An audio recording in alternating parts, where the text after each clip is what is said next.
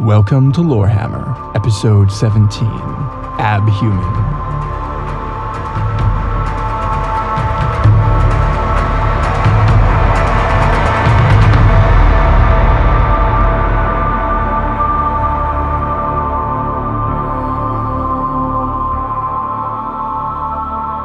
Welcome back to Lorehammer. My name is Eric.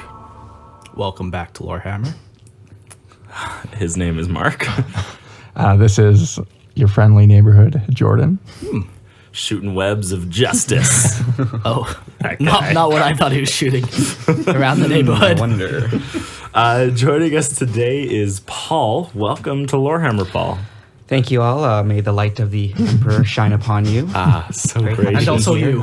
Thank you. Thank you. And also you. Amen. Paul is a longtime friend of ours, longtime fan of the hobby, too. You've been around the block a Yes. couple times. Couple times, in and out. What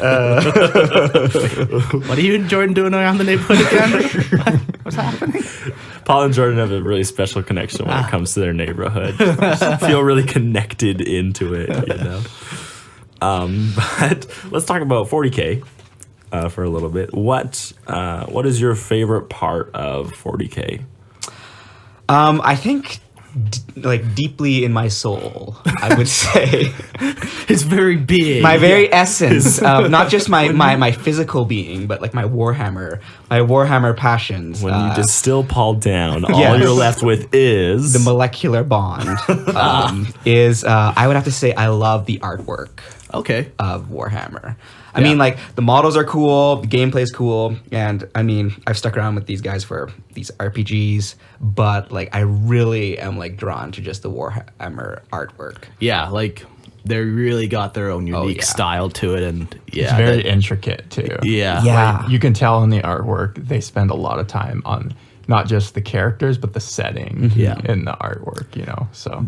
There was one art piece where it's like a Space Marine, an Inquisitor, and I think there's one other guy. I think it was just like a Imperial Guard captain or something.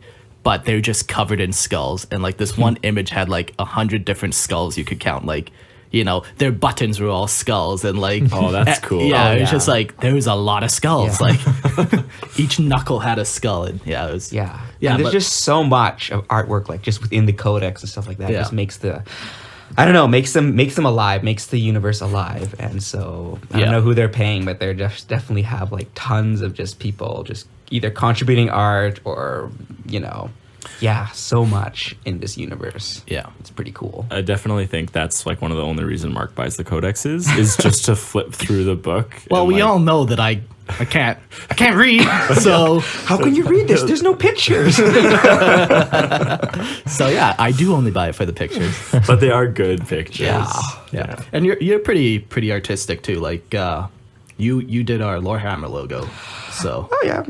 Guilty. I just got a flare of inspiration. yeah. So like I definitely see how you can like appreciate and really like the art behind it Yeah, all.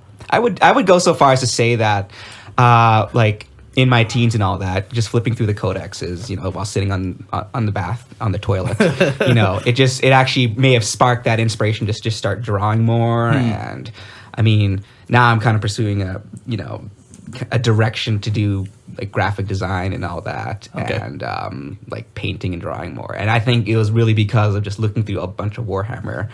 And Thank you, Emperor. Thank you. Thank you, Divine Emperor. Divine Games Workshop.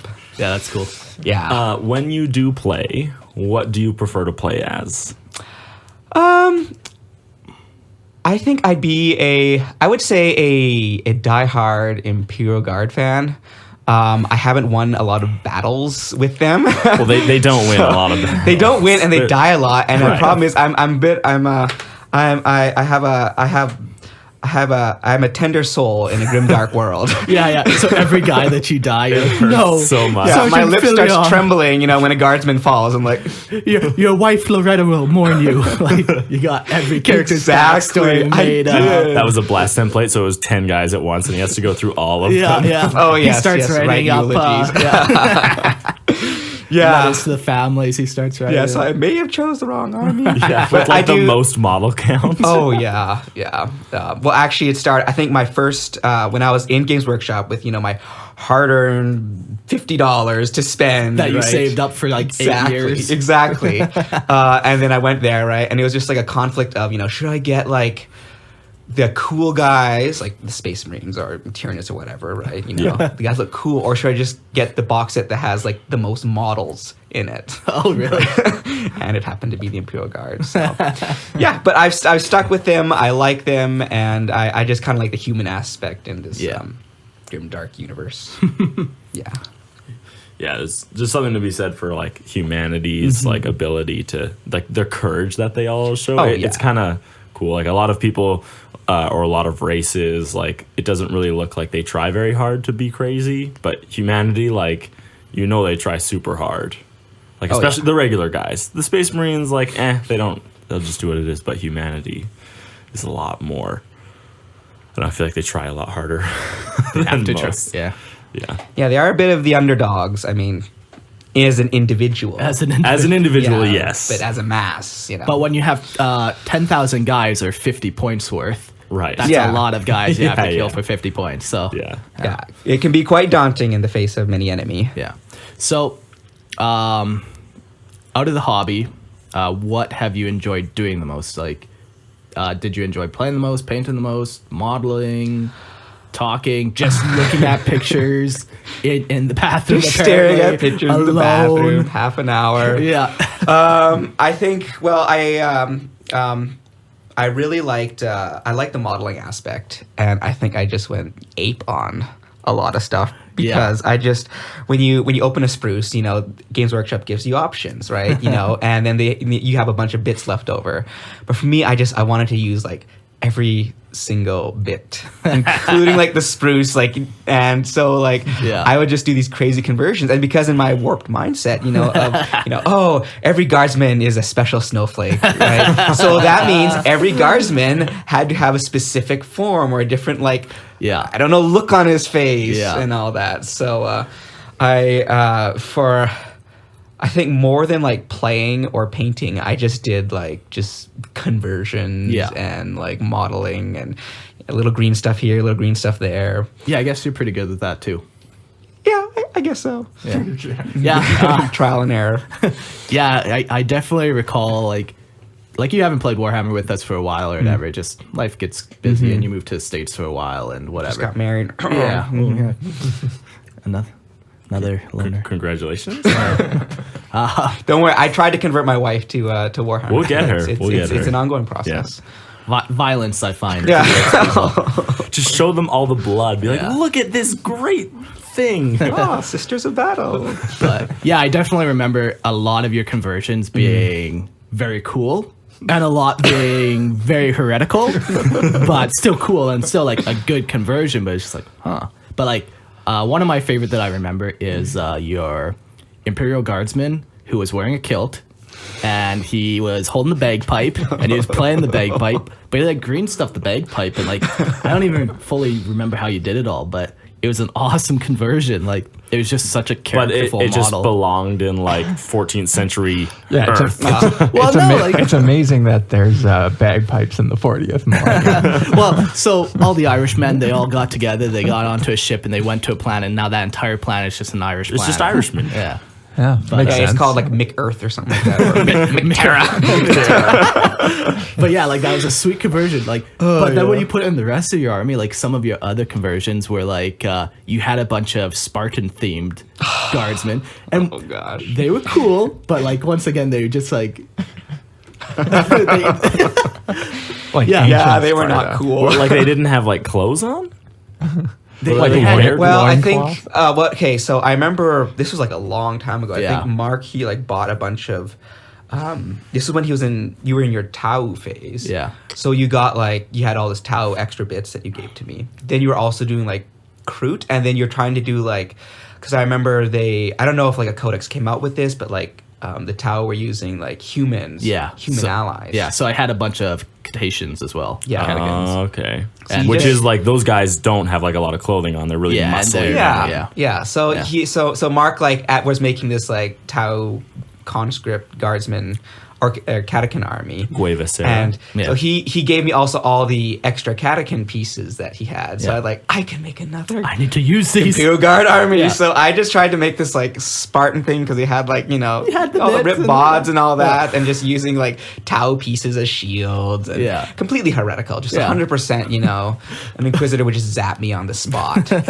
But yeah, so you would put down your Imperial Guard regiment, and they would have bagpipe men with kilts. They would have Spartans. You had a couple other wild ones. I don't quite remember. I thought, did you have some with wings or something? Or? Yeah, there was like I think I got a bunch of Eldar bits, and I was like, I could make like He's just kit bashes. Yeah, like it was. oh yeah, Yeah, like, and they were well done. Like, but yeah, heretical. yeah, very heretical. I was trying to somehow fit them into like a storyline where they're all like refugee armies that are just coming together, Being because- folded back into the empire. kind of just trying to be enveloped, but it just began to be like a circus or something like that. Just a very eclectic circus. The Emperor's Circus. Yeah, I loved it. Though. That's pretty cool, though. I do like all the variety that they have within IG. Yeah, like So- if you took one of those ideas that he did, and then did like an entire IG army on it, like if you did like a Highlander Imperial Guard, that'd be cool. Yeah, absolutely. Just one army though. But when you not have an five or army six. with just one, like a squad of well, them. I think it was only just like one guy. with Single model. Yeah, there might have been He's a the few guy in the more. barracks that all the other ones never really like talk to Yeah, him yeah. because he's always just sitting on his bunk cleaning his bagpipe. His only friend is his bagpipe. Right. the battle did something to it. Just you and me. Just you and me, Beggy. Yeah. Us against the world. And he gets eaten by a Tyranid. Oh, So, I've all been there. no, I haven't actually.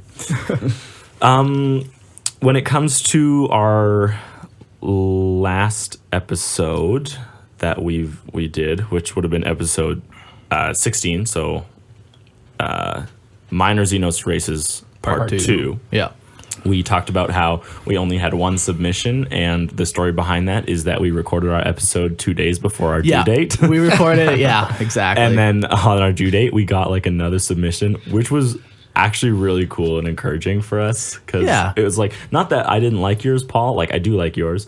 But it was just like, oh, it's nice that somebody that is not directly related to us Yeah, sent us an exactly. image, and it was very well done. And I think we will find a use for that image. We already have a couple in the thought. yeah, a working couple on. ideas that we're thinking about Yeah. for it. Because like, it literally was what we were describing. Yeah, it really was. Like Yeah. he did exactly what I said, but when yeah. it turned out to like, yeah, the one mean- Paul made just it felt more like the theme of Warhammer, like Yeah, yeah. but thank you, Nick, for your Yeah, submission. we really do appreciate it, It was man. really job, cool. Nick. And we'll be in touch for when we can steal that image off you for free without any compensation. Like it's not like we've just provided you with 50 hours of podcast content, so I don't really feel bad for stealing that and other Convert things. him to chaos.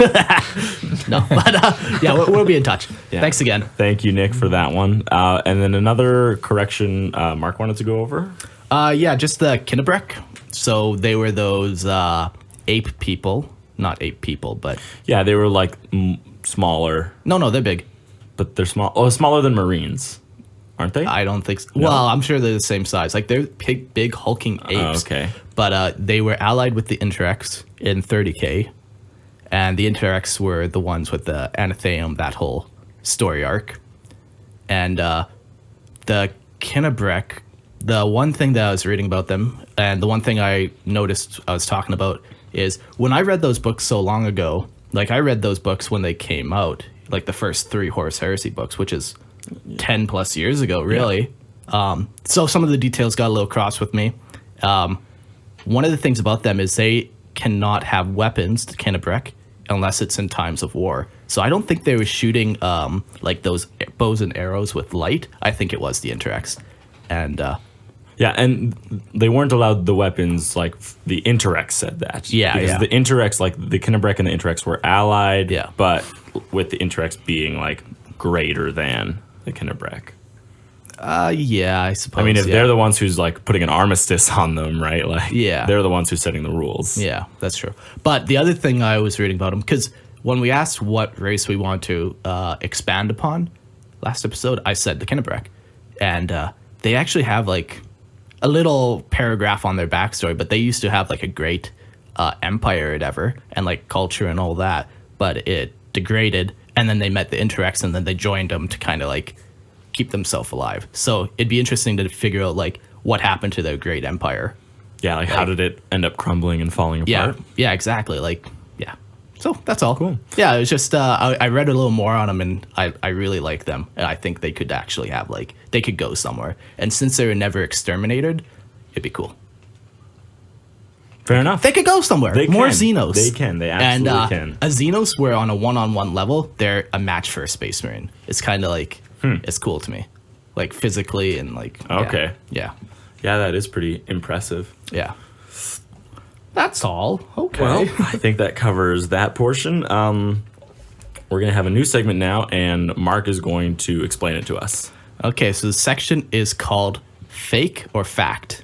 Or Fact and Fake, whatever you're into. Doesn't matter. I wrote it down one way and then I said it the other way. Yeah. So in this section, I'm going to ask a couple questions, and then the table has to respond fact or fake. And then the winner gets to come home with me.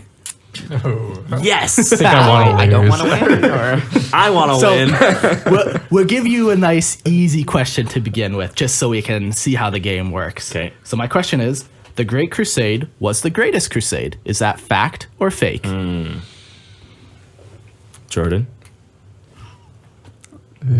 Fact. Paul? I guess that would be a fact if it was led by the Emperor, right? All hail. I would say fact. Like, it's where they folded like most of humanity back in. It's where they found all the Primarchs. Like, that's where they got the most ground. Yeah. Yeah. Yeah, good job. It was fact. Oh, thank You know, goodness. a crusade I'm that... just worried that he's gonna pop something weird Like, off. what's your on me. criteria for greatest? Isn't that like a matter of Like the- opinion? Well, okay, so Humanity name one other or- crusade that literally conquered the entire galaxy, I guess so. Okay. right? Like, Yeah. and it is called the Great Crusade. Yeah. It was almost just making fun of us. That's what I feel. Yeah. Oh yeah, absolutely. We say a lot of crusade jokes, so I just want to make sure we're on the same level of knowing which one's the greatest. Next question. Slaanesh is the oldest of the Chaos Gods. Jordan. Just hold on while I fact check. Okay. Fake news. It's false. Paul. But do Chaos Gods really perceive time? Yes. Okay. Well, I guess that would have to be false. False. That is correct. You all are coming home with me still. I'm getting all three of you. Slaanesh is actually the newest Chaos God. Yeah. Born in M36.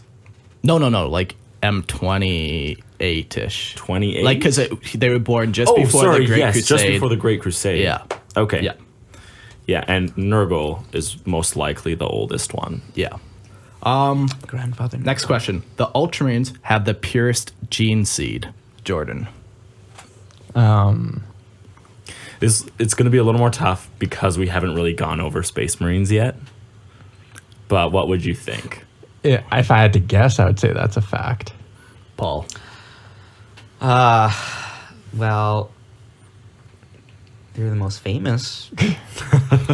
I guess it's fact.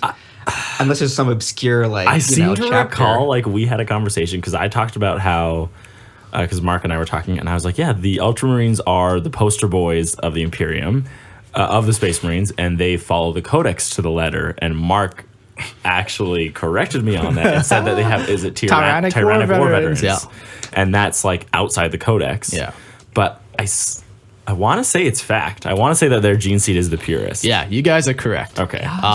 They have the most stable gene seed. That's why there's the most successor chapters from them. Right. One of the main reasons. It's also because They have such a massive, like, star recruiting system. population Yeah. and all that. But yeah, their gene seed is the most stable. They don't Okay. suffer from the Black Rage like the Blood Angels, or they're not wolves. So that's always a good thing. Right, yeah.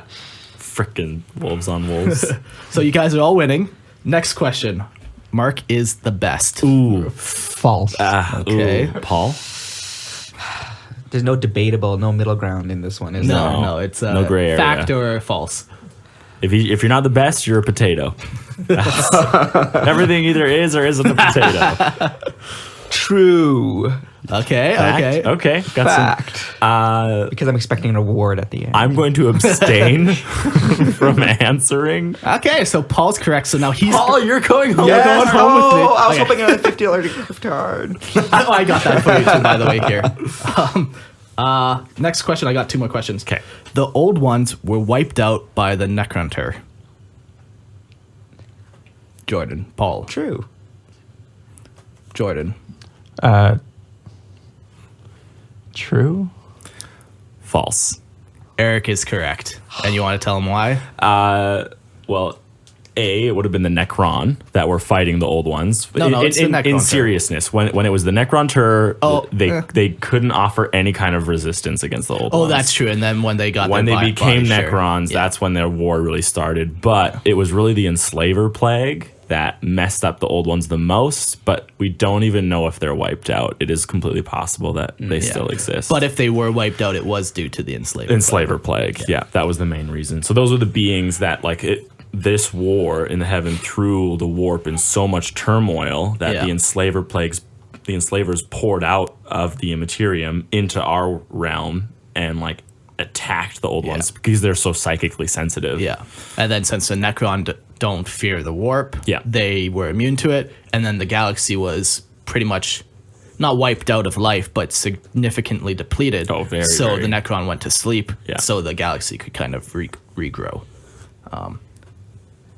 The final question is, Imperial Guard Ratlings make a great assault unit.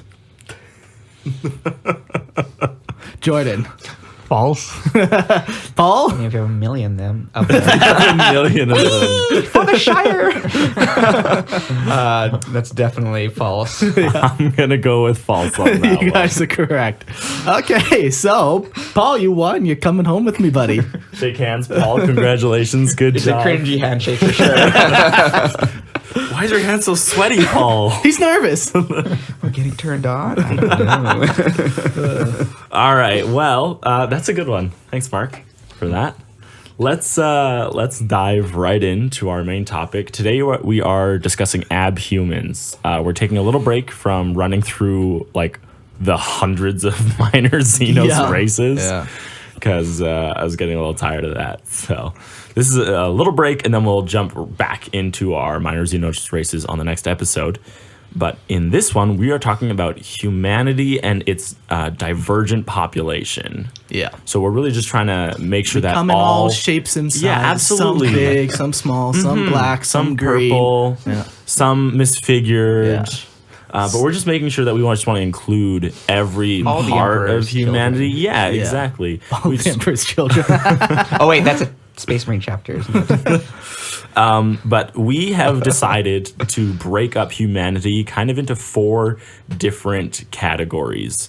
And this is not lore. It is, but it isn't. isn't. We take some of our terms and mix it with 40K. We take some of 40K and mix. Yeah. So we'll define what they all are for you as we go through them. Yeah, but the main thing is that hey, let us know if you disagree or agree with it, because this part is not you're not going to find this on a lexicanon page describing the 4 different parts. And some of them too are depending on in universe, depending on who you talk to, would label these all differently. Right, exactly. So- but this is our interpretation of what we view it as. So let's start with our very first one.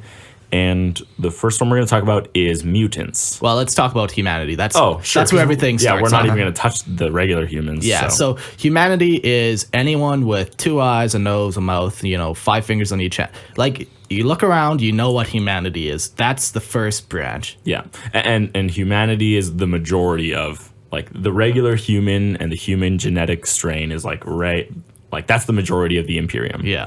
Right, and what we have coming after are kind of the different outliers. Yeah. And of course, since they're not regular, most of them are going to be outcasts or not fit in regularly. Yeah. So, the first thing, well, the second thing is mutants, like you said. Yes. So first, now that we know where the baseline is, right. First is just humans, and then you start your divergence. Yeah. And here we have mutants. Yeah. And a mutant we've kind of defined as any unstable genetic variants with no rhyme or reason and cannot be passed down to their children with any reliability. Yeah. So unstable is the key word here. Yeah. Unstable being that if I grow an extra arm and I have a son, there's no guarantee that my son or daughter is going to your reaction, there's no guarantee that my child will have this third arm. It is an unstable mutation. Yeah. Right? It's not like necessarily in my genetic code and in my DNA to be passed down. Yeah. Okay? And this is what we've kind of described as mutants. Okay? And within mutants, we have a list of what we think falls into this. The first one being standard birth defects. So that's kind of like my third arm or whatever. Yeah, and extra finger. Yeah, within like 40K, there's billions and trillions of people, and you're just gonna have birth defects, right? Yeah. The water is bad. The atmosphere you live on is crappy. Yeah. You drank. You know how you can't go outside because the planet's so irradiated? Right. Like, it's actually still seeping into your building. right, exactly. Yeah. So any kind of genetic or physical variance due to an alteration that can occur naturally. Yeah. That was our standard birth defects. And they are mutants because there's no guarantee that that trait you have will be passed on to your children. Yeah. And the other thing is too, like I did say, like an extra finger is a mutant, but like it wouldn't be like a punishable mutant. Gosh, like no. You can cut a finger off. Yeah. Right. Well, you like, could cut an arm off too, but right. like an extra arm would be more of like a not allowed mutation. Like that's more of like the mutant we're talking about, where it's more of like something that's actually like weird. Yeah. And like it's a little more visual. You can see it a little better. Yeah. And you're born with a scaly forehead. Yeah, like that's. Well, people would just start wondering if you had gene stealers. Yeah. But with this, like, so this is just like natural, like Mother Nature deformations, not necessarily influenced by the warp or nope, alien. not necessarily. Yeah, because we'll definitely go into that later. Yeah. But even like today, like we have like people being born with like weird birth side effects, and like we would never call them a mutant, but it's technically like a mutation of humanity. Yeah. Right. So let's get into like the real mutants that we have. So first one being Gilliam. And a Gilliam is a human that has been mutated, and the mutation is caused by an irradiated or polluted void ship deck. Now, void ship threw me off when I was reading it. We've really come to the conclusion that it just means spaceship. I would imagine so. Any kind of spacecraft that flies in the void. Yeah. But I was like, what's a void ship? That and I was like trying awesome. to like, yeah, like, ooh, it must have like void like decks and like void shields. But it really, I was everything void. I was just disappointed when I was trying to research it. But these guys are like, think of like your like Fallout 4 guys who are like radiated. They just look gross. Yeah. Ghouls. Yeah, exactly. they look like sickly, crazed people. They're scavengers with a pack mentality because obviously no one wants to hang out with them other than other Gilliam. But it is described that to become a Gilliam is to like abandon your humanity and you become like an insane, debased carrion eater. So they're most commonly found on like ships. Yeah. And like things that radiation from your engine is just kind of right. Exactly. Yeah, and when you're talking about these kilometer-long ships, you got like hundreds of thousands of crewmen. So you might have like thousands of these Gillian running around on the decks, like hiding in all the cracks and like. And that's exactly what they do. Like they hide themselves on like the lower decks that no one would ever go to. Yeah. Because like humanity doesn't like them because they look gross and they're carrion. Like they will eat like the dead people. Yeah. Right. Like they aren't necessarily harmful, but they definitely could be. Yeah. Right. And that kind of fits into our next one, the Hulgast. And the Hulgast, like, and the Gilliam are very similar. They come from the same place, but the mutation that the Hulgast undergo is just a little different than the Gilliam. Yeah. I almost see it too as, I don't know if this is true or just in my mind, if it's a progression. I was thinking that too. Like, you start as like your Gilliam because it's a little less, and then you get more and more radiated. You get less and less friends, so you become more and more crazy. Yeah, exactly. And then before long, you're eating people around you. Yeah. Live or not, or dead or not. No, for sure. Doesn't matter. For sure. Because with the Hulgast, and they're described like they're way grosser. Like, because the Gilliam, they just look like sickly, crazed people. Yeah. Maybe you lose your hair. Yeah. Your face, like, starts to droop because you're losing stuff and it looks really, sickly. But these guys, they have hairless, leathery skin, talon-like claws, oversized mouths with layers of huge teeth, pustules of flesh erupting in tusks and horns. Like, they really start to look like aliens and monsters. Yeah. Right? They no longer look human when I picture them in my head. Yeah, that kind of reminds me of Firefly, like how they have like just like entire ships that are just like these spacers that have been up for way too long. What do they call those guys again? Reapers or something? Yeah, Reapers, or I forget. It's been a while since I saw Me too. Yeah. But yeah, like, and they're just decrepit because they've been in that's space for very so much what long. it is. And these two mutants are probably the most common. Like, radiation? Because Like, ships are such a common thing that, like, and like I said, there's hundreds of thousands of people on a ship, so you get, I'd say these are the most common mutant varieties. the Gilliam and the Hulgast? Yeah, the Gilliam first, and then... Yeah, I would definitely agree there. And they're not touched by the warp? This is just It's just radiation. Yeah. natural decay of human specimen. Yeah. But yeah, these guys, like, with the Gilliam, are not actively hostile. These guys are actively hostile, like, run around trying to eat you. Yeah, and that is because they will eat the crewmen. Yeah. Like whereas the Gilliam are scavengers, right? They're like, when I picture it, like, they're hunting through garbage. Yeah. Right? They're hunting through the refuse. They're carrion eaters. So they're going to eat the dead things, like, that are thrown down there. Yeah. The Hulgast are, like, setting ambushes for crewmen that wander down too far in the decks. Yeah. And eating them. Yeah. Yeah, just imagine, like your own Johnny, ship. you gotta go repair the emergency life support system on deck 38. And you're like, We got this one last pistol for you. Yeah. We want it back. Yeah, if it doesn't come back, it's coming out of your wife's pay. Yeah, exactly. Yeah, and then you go down there and surprise, Hulgast ambush. Yeah, so even on your own ship, you're not safe. Yeah, gotta love 40K. Yeah, everything is dangerous. But they do prefer feeding on live crewmen as opposed to carrion, so we said that. But they will commit cannibalism if need be. They'll eat themselves. They'll just eat each other. I wonder if, like, the Hulgast, like, treat the Gilliam as, like, a food source. And they, like, hunt down the Gilliam. I'm sure they do, yeah. Like, I'm And sure then they got their whole... feeding on that radiated flesh just isn't good for you. So you'll kind of see how this fits into our mutants because it's radiation. It isn't like something that's passed down from father to son, like, reliably. Yeah. So our next one that we have is the pariah.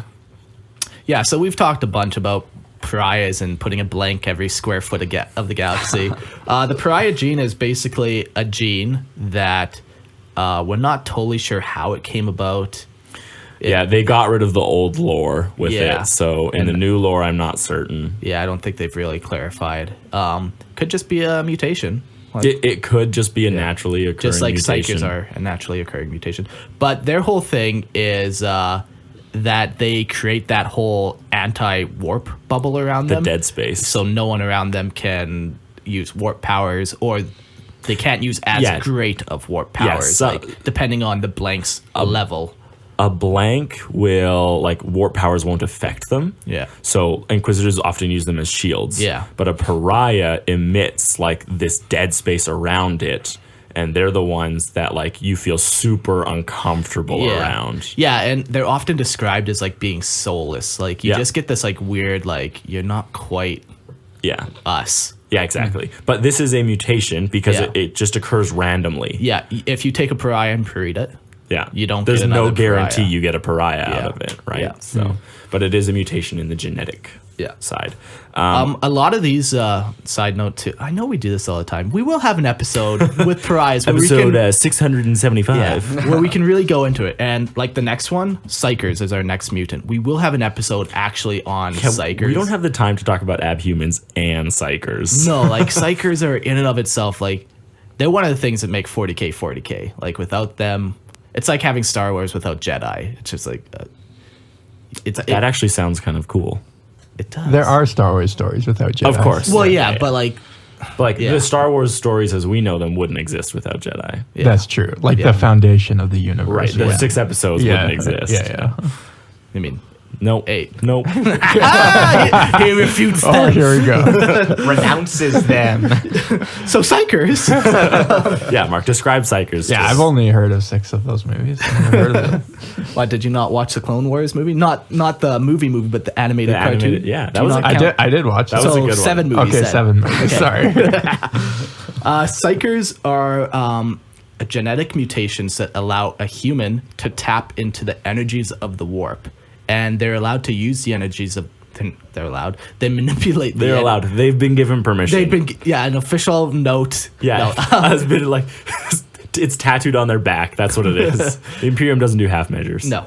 And they just have the ability to tap into the warp and use it for anything they can really think of, and they have the power for. Right. Some can literally like destroy planets with their psychic ability, like the Emperor. Yeah, He could. he's invincible. While others might only be able to levitate a pop can. Or send a message to another psyker. Just anything. You could Or even just feel an aura. Like Yeah. some of them, like a psychic power can be extremely weak, but the majority of time we talk about it, we're talking about these like massive grand powers. Yeah. But really, like it can be very minute. Yeah. So. Even just the ability to probably read someone's thoughts. Exactly. Yeah. Or to sense their intention. Yeah, Right. like- Like it can be very, very small, but Yeah. that is definitely like a genetic mutation. Yeah. Once again, a if you psyker. breed a psyker with a psyker, you don't get a psyker. Yeah. There's no guarantee. You get Don't psychers, their other races can also have psychers. Yeah. This is specifically humanity because like the But Eldar yes. race is all psyker. yeah. Oh, Tau don't yeah. have any Yeah, psychers. and Tau don't have Okay. any. So it's weird how it works. How in us we It's don't. Sort of just random. yeah, Yeah. exactly. Yeah. Yeah. And the very last mutant that we would have is your warp mutation, Paul. So this would be any kind of mutation that comes across or comes about by a power or energy manipulation that is from the warp. Yeah. So if all of a sudden like you got a gift in air quotes gift A blessing, a gift. right, exactly, of corn, and all of a sudden like a spike just protrudes from your shoulder, like that's a warp mutation. Yeah. Right? Yeah. Anything that happens from the warp energies. So if you're on How many times can we say the warp in 5 minutes? the warp, When is you're like in the warp. the warp warps the warp. China. I love China. China. No. China. China. It's bad because he's still better than our leader. Like, Trudeau, you've been lore hammered. you guys heard about politics? You guys like politics? Yeah, but No comment. warp mutations, if you spend too much time in the warp, you could get warp mutations. Yeah. If there's a warp storm on your planet, you could get warp mutations. And like Eric said, it can really be anything. You could get a tentacle arm. Yeah. You could get a mouth on your gut. Your eye could turn black. Yeah. Right? Like, And it's all like unwilling, right? It just like happens. Yeah. a lot of it definitely is unwilling. I didn't And, expect this. I didn't ask for this one. and some of it can even go so crazy as you get so Mutated. yeah, you turn into what's called a chaos spawn. A gibbering flesh. Yeah, where your flesh is just constantly changing and shifting, and where once the tentacle was, now you're like, I don't know, not a tentacle. A mouth or Yeah. claws or an Yeah. eyeball or like Chaos Spawn is like one of like the craziest things out there. So where the average mutant might not be hunted, like if you just have that extra finger Sure. from birth, you're not being hunted. But if you have a warp mutation, yeah, you're being put down. yeah, the Inquisition isn't going to really stand for that. Yeah. Even if you're a good guy. Oh, of course. You know, you're just a factory worker doing your 9 a.m. to 7 a.m. Making your bolter shells. Yeah, just, putting in your time, doing your job. Yeah. And all of a sudden you sprout a horn on your forehead. Well, I'm sorry, you're being put down. Doesn't matter that you have a wife and kid. And you're a good guy and you're contributing. Doesn't matter. Doesn't matter that you give back to your community. Doesn't matter that you took care of. Yeah, and your 2 hours off, you do a lot of community work. Yeah, exactly. Yeah. You're dead. Yeah. Okay, so that kind of wraps up mutants for us. Yeah. If we missed one, let us know, obviously. Yeah. And there's probably tons of different mutations, like anything you can think of. Yeah, like, for sure. Yeah. Just like when we're talking about the Xenos, think of these two as like very open-ended. And these are kind of more just like example of what's out there, this not is everything that is out there. Yeah, it's what's documented. Yeah. Right? Like, this is what we know. That doesn't mean it's the only thing out there. Yeah. The next kind of thing, a little more divergent, is the Abhuman. And this is where we listed that these guys have a stable genetic variety that can be passed down with predictability and stability. There are 73 types of Abhumans recognized by the Imperium, but I think something like 30 or 40 of them are extinct. Yeah. Yeah.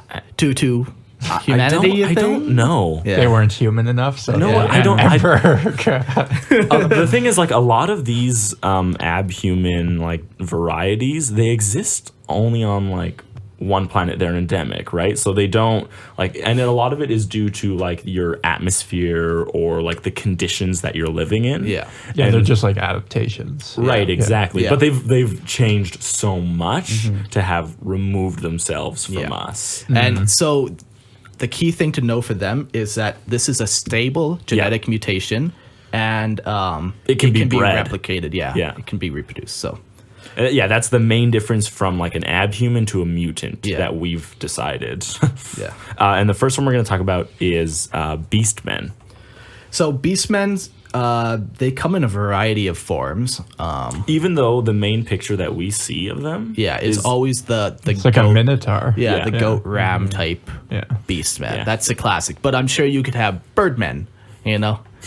Like there's a variety of bird forms. leaves. Bird It's, leaves. it's just basically any mutation that's sort of animal-like. Yeah, Yes, beastie. yes, but no, because there are a couple other animal ones that we have listed. That are very specific. Oh, so really? I don't know Yeah. exactly like what they're referring to when they say variety. Yeah, GamesWorks needs to come up with more examples of sexual reproduction. And did these beastmen Have did a human jizz have? Well, we know they don't. Hopefully That's not pictures of sexual reproduction. I'm sure we can find I those can on the only internet. read pictures. I need pictures. and diagrams. Pictures so they don't exist. Paint me like one of your beast men. Yeah, exactly. Yeah. So yeah, it's hard to say, but the most common type of beastman is that minotaur-looking, goat-headed. So think of minotaur. Yeah, absolutely. And that's like that's what we see in pictures and models, but it is described as them having a lot of like the most variety. Yeah. So we're going to be talking about that type of beastman that Because that's what we have the information Yeah. on. so they were most likely created or altered or however. This is their starting point is during the dark age of technology and Or the golden age, as I like Yeah. to call it. yeah, like some weird scientist is like, I'm going to mix dogs with cats. Like, We have created an invention that allows spiders to talk to cats. exactly. Like just some weird guy in his basement making goats fuck humans. It's just the way it happens sometimes in the golden age of technology. Right, exactly. That's most likely where they came. Because they were around during the Great Crusade, Yes. and they actually were allowed to fight in the Great Crusade as a part of the. We're just going to call it Imperial Guard, but like technically there was no Imperial Guard back then. But it's Yeah, it's essentially just like the Imperial Army, wasn't it? exactly. But it's essentially the same thing. Like Yeah. they're allowed to fight in that, and are continued to allowed to fight in that to some degree. Yeah, depending. A lot of it is described as like when the emperor was alive. Yeah. So it kind of sets the stage that like things have really changed now that he's not kind of passing down the orders. Like it was much more accepting, which is odd because they killed so much crap during the Great Crusade, but they're much more accepting of like their own human counterparts. Well, here's your problem, right? You were trying to bring reason and logic into 40K. that's the Just issue. not going to work. It's not going to end well. So the Beastmen, the majority of them actually end up worshiping the Chaos Gods. Although once accepted into the Imperial cult, they view like the Emperor as like a religious deity, like a vengeful deity. Yeah. Like so. It's like they want to latch onto any figure that they can ascribe godhood to. Yeah, and right, whether that's any of the 4 chaos gods or the emperor, right? Mm-hmm. Yeah, and it's funny. So if they latch onto like the emperor as their god, they know that they're mutants, and they fight for the emperor as like atonement for the sin of being a mutant or an abhuman. Whatever works, like, man. You know, like. But if they go to chaos, they're a little more accepting of their mutation. Yeah, of the fact that they're not human. Yeah, and they take it to another degree. They're like, you know what? We need more mutations. So Beastman that's fallen to Nurgle is called a Pestigore, and they think of the typical Nurgling. You know, they're bloated, they're rotting. They might have a tentacle arm that a mouth has a mouth on the end of it, spewing like gaseous, foul stuff. Yeah. I get the image of like a decaying deer or something like that. You know, with the horns and like, that pretty much fits it perfectly. If they worship Chinch, Taznich, Zinch, Vaznint, then they are what's called a Tanzagor. Zangor. I wonder if people think that I actually can't read, or if they think this is just a running joke. And then I wonder if I can actually read, or if this is a running joke. Sometimes I wonder if this is a joke. messing with your mind. And these are cool. They actually have models for them. Yeah. And they're playable on tabletop. And, you see a lot of them with like, is it blue or purple skin? yeah, blue or purple. I'm It's colorblind, kind of, I can't tell. yeah, it's bluish, purplish, blue, whatever.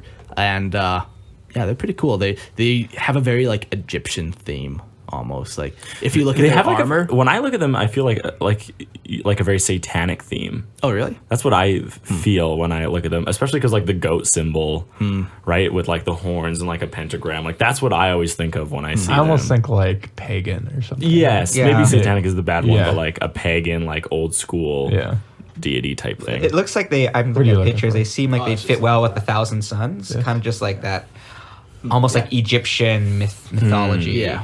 Yeah. And then so corn.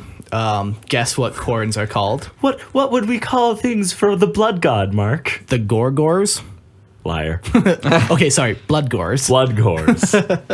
And I don't know if they get like really mutated or if they just go into blood frenzies. Like, I assume that they all paint themselves red. yeah, absolutely. Yeah. But it's like the blood of their enemies. Oh, geez, I knew you were gonna say that because I was gonna make that same joke of, oh, but they're not naturally red. Yeah, no, it's The just, whole world eaters. Yeah.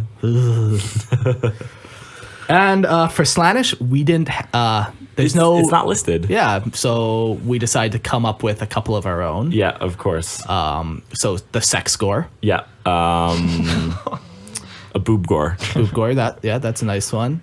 Jordan, what would you call a Slaaneshi? No comment. No comment gore? No They're comment into gore? the ball gay gore? Yeah. Is that what? Yeah. That Okay, one. Paul, gag. what would you call a Slaanesh gore? Slaneshi Beastman. Oh, Slashy Beastman. That's like just almost so opposites, but at the same time. Is it though? Yeah. You're kind of into that. Slangor. Oh, Slangor. That sounds tame. It makes sense, but it doesn't have that, sensual appeal to it. No, not really. Yeah.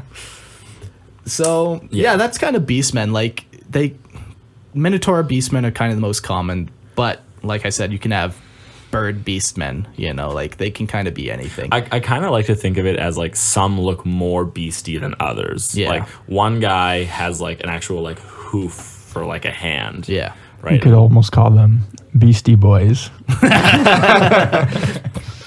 Yes, okay. You could. You could make a chapter called that. Beastie Boys. Half orc, half human. The next divergence we're going to talk about is the Felinid. And so a lot of these abhumans come from the golden age of technology once Right. again, where Where they're Experiments were running rampant. yeah. And so they were genetically spliced with what most likely was a cat. Yeah, Terran felines. Yeah. So their look is they have like a light fur covering their entire body. Hey, Mark. Yeah. You ever heard of a furries? I have heard of a furry. That's these guys. In fact, if you want to know more about furries. Yes. Look at the felinids. Oh, okay. That's I thought where you're going. No, that's- sure. They have extended canine teeth, superhuman agility, and grace. So now the big question is, if you're in 40K, would you rather be a wolf boy or a cat boy? That one's tough because as a wolf, like you're assumed much stronger. Yeah. But then like you want to piss everywhere. Yeah. Like, but a cat, you're assumed to be much more sensual. Right. And aware of more your body. What? No. I was more thinking. At least just my cats are. No, your cats are not. I was thinking like more graceful as a cat. Like you just look more as like more of a pleasing form, probably. Yeah. But the interesting thing about the felinid is that they're only found on one planet, which is the imperial world of Carlos McConnell.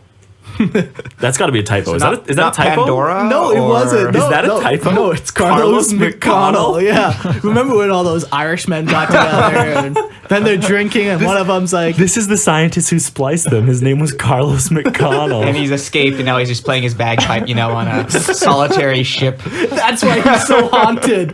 He created the cat people. No. His bagpipe is actually like the fur from one of his cat No, His like the first skin. one. The skin. Ugh, I love of it. his first mistress. But with like it says they're only on one planet, but That doesn't mean you can't leave the planet. doesn't mean they can't leave the planet, and it doesn't mean that there aren't other planets that have a similar mutation like this. Oh wow, you should look them up online. Fans have really gone to town with them. I can just picture You it. got a whole It doesn't look like there's enough fur little though. cringy, a little Spot little My Little 7 Pony. They try and heresy. make them a little too sexy for my taste. Whoa, Jordan, I think you're just putting what you're seeing on. Yeah. Well, you see what you will. I don't see that as sexy at all, Jordan. Well, they make a very feminine figure. Yeah, and no, they do.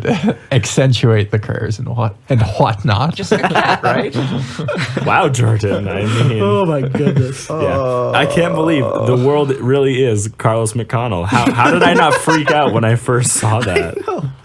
Oh boy. I wonder what his story is. He's a weird cat man. He went to a planet alone by himself with 500 cats. And he just went to town. Oh man. I love a lot of these Abhumans are mutants names. So the next one we're going to talk about are called Longshanks. The Longshank. They're often like very derogatory, and it just shows like the Imperium's mindset really like Right, like we don't really like you. yeah, like just a long Freaking Longshanks. bendies. Yeah. You know, like Longshanks are very like stretched out. If you've ever seen like a Tau aircast pilot, you've seen them like as these super stretched out, lanky things. So humans that are born on or evolved on low gravity planets often tend to like elongate their frame, you know? Right, yeah, because they're just you have this like amount of energy in your body that's growing and gravity isn't keeping you down. So you just continue to grow. Yeah. And they're usually bald, very big eyes, and long legs. I think of the Slender Man when I think of it. Just, yeah, kind of, sure. Yeah, without all the tentacly arms, but yeah. Or maybe the tentacly arms. Yeah, you don't know? I don't know. I've never met a Longshank. Yeah. But yeah, the Longshanks are they're funny looking humans when you think about it. They sound like their arms are just a little too long and the legs are just a little too long. They're more clumsy than graceful. Could be like Mr. Fantastic or something. Gangly.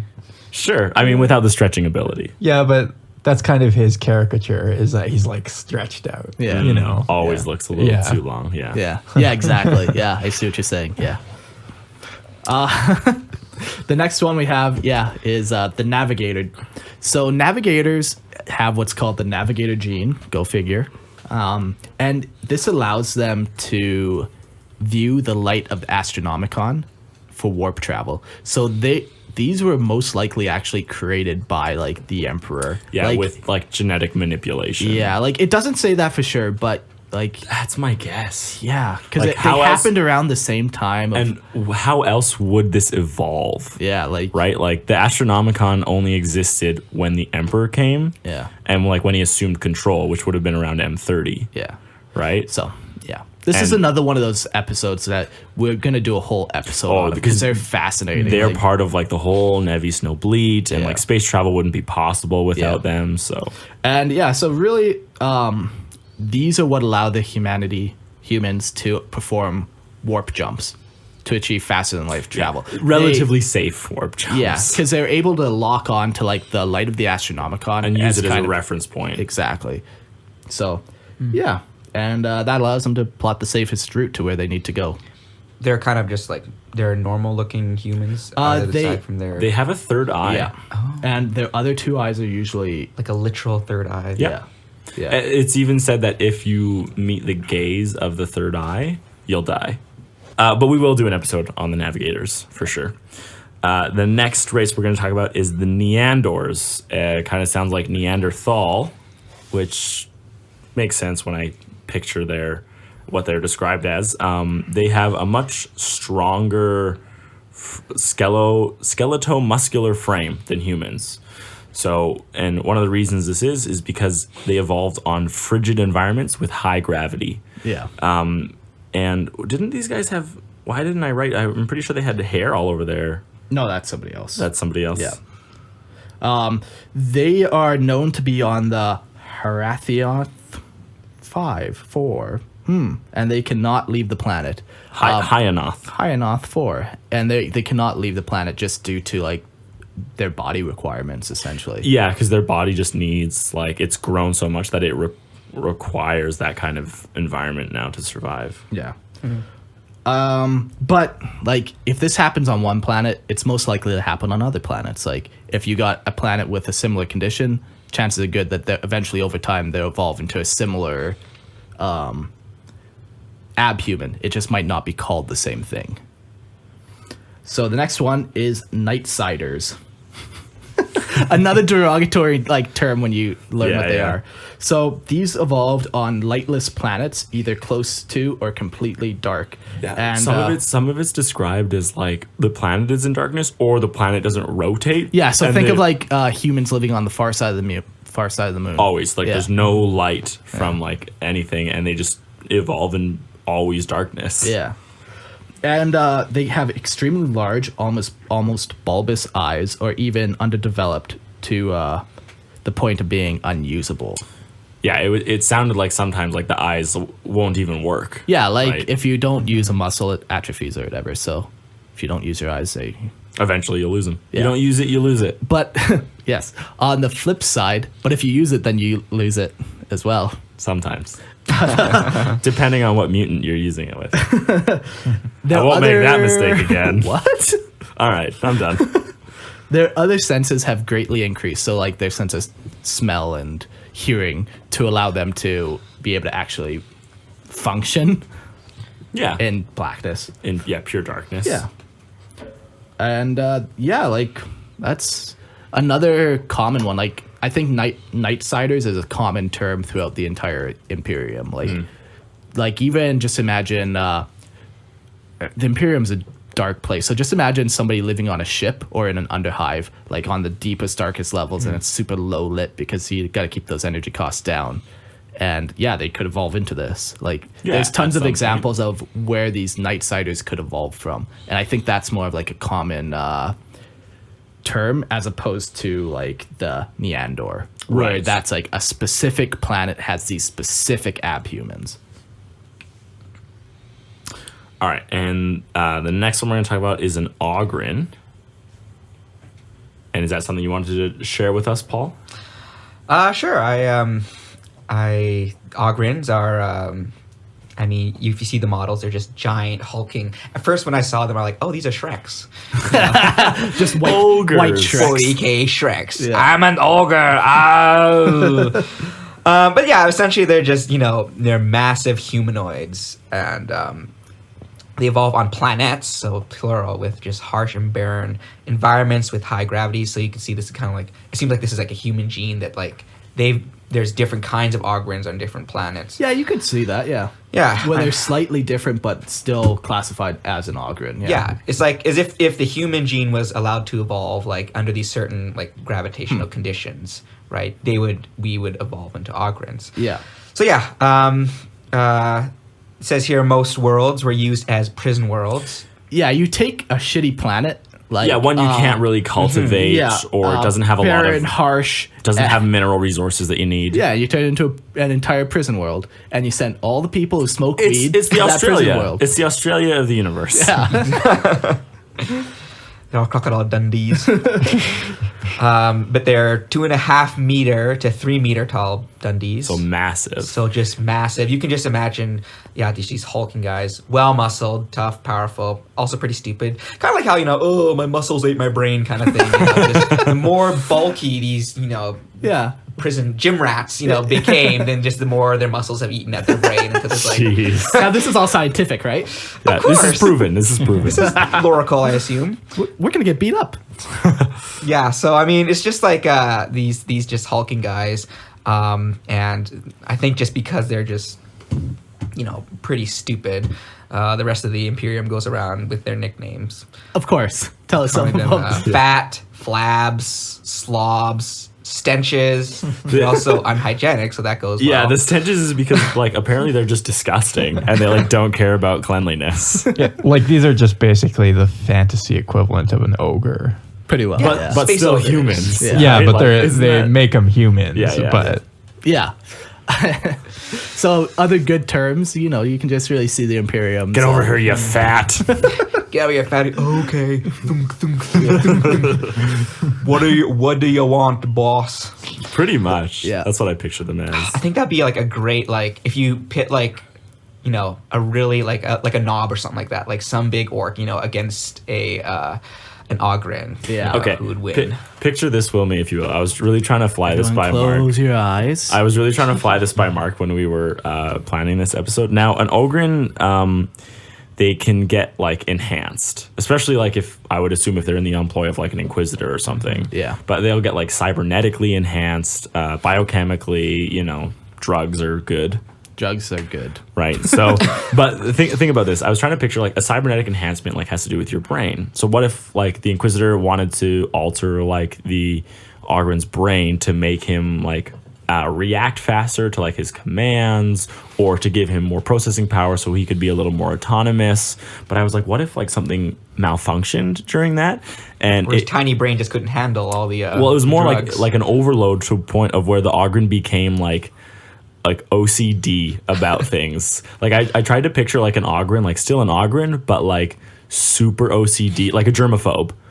Because I thought it would be hilarious to RP as an Ogren who refused to touch something until he'd wiped it down. Go kick in that door. You clean the door first, then you smash it. Put it in. or he overreacts, so he just doesn't kick down the door. He keeps on bashing and bashing and bashing until it's Till tiny it's little dust, pieces. till it's dust, and then he shoots it into a star. But I thought that would be an absolutely hilarious guy to roleplay. This hulking monster who has doilies and handkerchiefs with him everywhere, and oh man, and hand sanitizer. right, putting it on everything.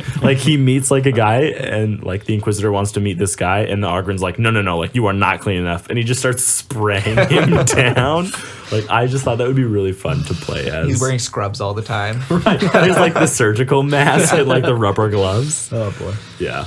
Yeah. But when an Ogren is enhanced like that, they're classified as an Ogren Coronite. Yeah. So it happens quite often. Yeah. And the other thing that they're also called boneheads if they're augmented just their brain. Okay. Cool. Yeah. Because they're really unintelligent Ogrens. So in the Imperial Guard, they have Ogren sergeants who order other people around, but they get commands from their sergeant or their leader. Mm-hmm. But in order for them to be able to communicate, you have to give them the ability to understand basic orders. Right. So they augment their brain, and they're called boneheads. That's kind of cool. And the Ogren is accepted in the Imperial Guard. Yeah. And they have actually.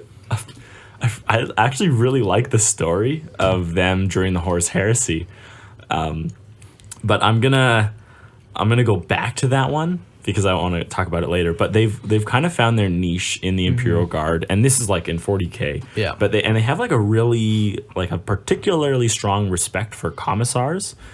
Because they view the Emperor as like a god, Yeah. and they assume that like every order a commissar gets is from the Emperor, and then that the Emperor is passing down orders to commissars, and the commissars are passing it down to the Ogrins. Yeah, like directly. Like, Right. So they're like, oh my gosh, like these guys have talked with the Emperor. Yeah. Right, so they they view it as like, oh, like you're so like Simple high up faith for there. the simple folk. Right, exactly. Like a simple mind is the greatest defense against the war. Yeah. But that shows you that they have like a very childlike faith. You know, it's not well thought out or because they can't think about that stuff. But this kind of like shows what they were like in the Horus Heresy. Now, in the Horus Heresy, they were still in the Imperial Guard, right? Because the Emperor was a little more accepting of stuff like that. And when the Horus Heresy happened and they split, right? Half the Imperial army went to Chaos and half stayed Loyalist. But it's said that the Ogrins that went to Chaos were actually convinced that they were still fighting for the Emperor and everyone else was the traitor. So like in order to get an Ogrin to fight, you had to tell him like, no, don't worry, you're still a good guy. Yeah, you're a great guy. And all the other guys are the bad guys. Tragic. So and they like, still, I don't know colors. Yeah, exactly. So he still just wanted to be a good guy and fight for his Emperor God. Yeah. And he was lied to.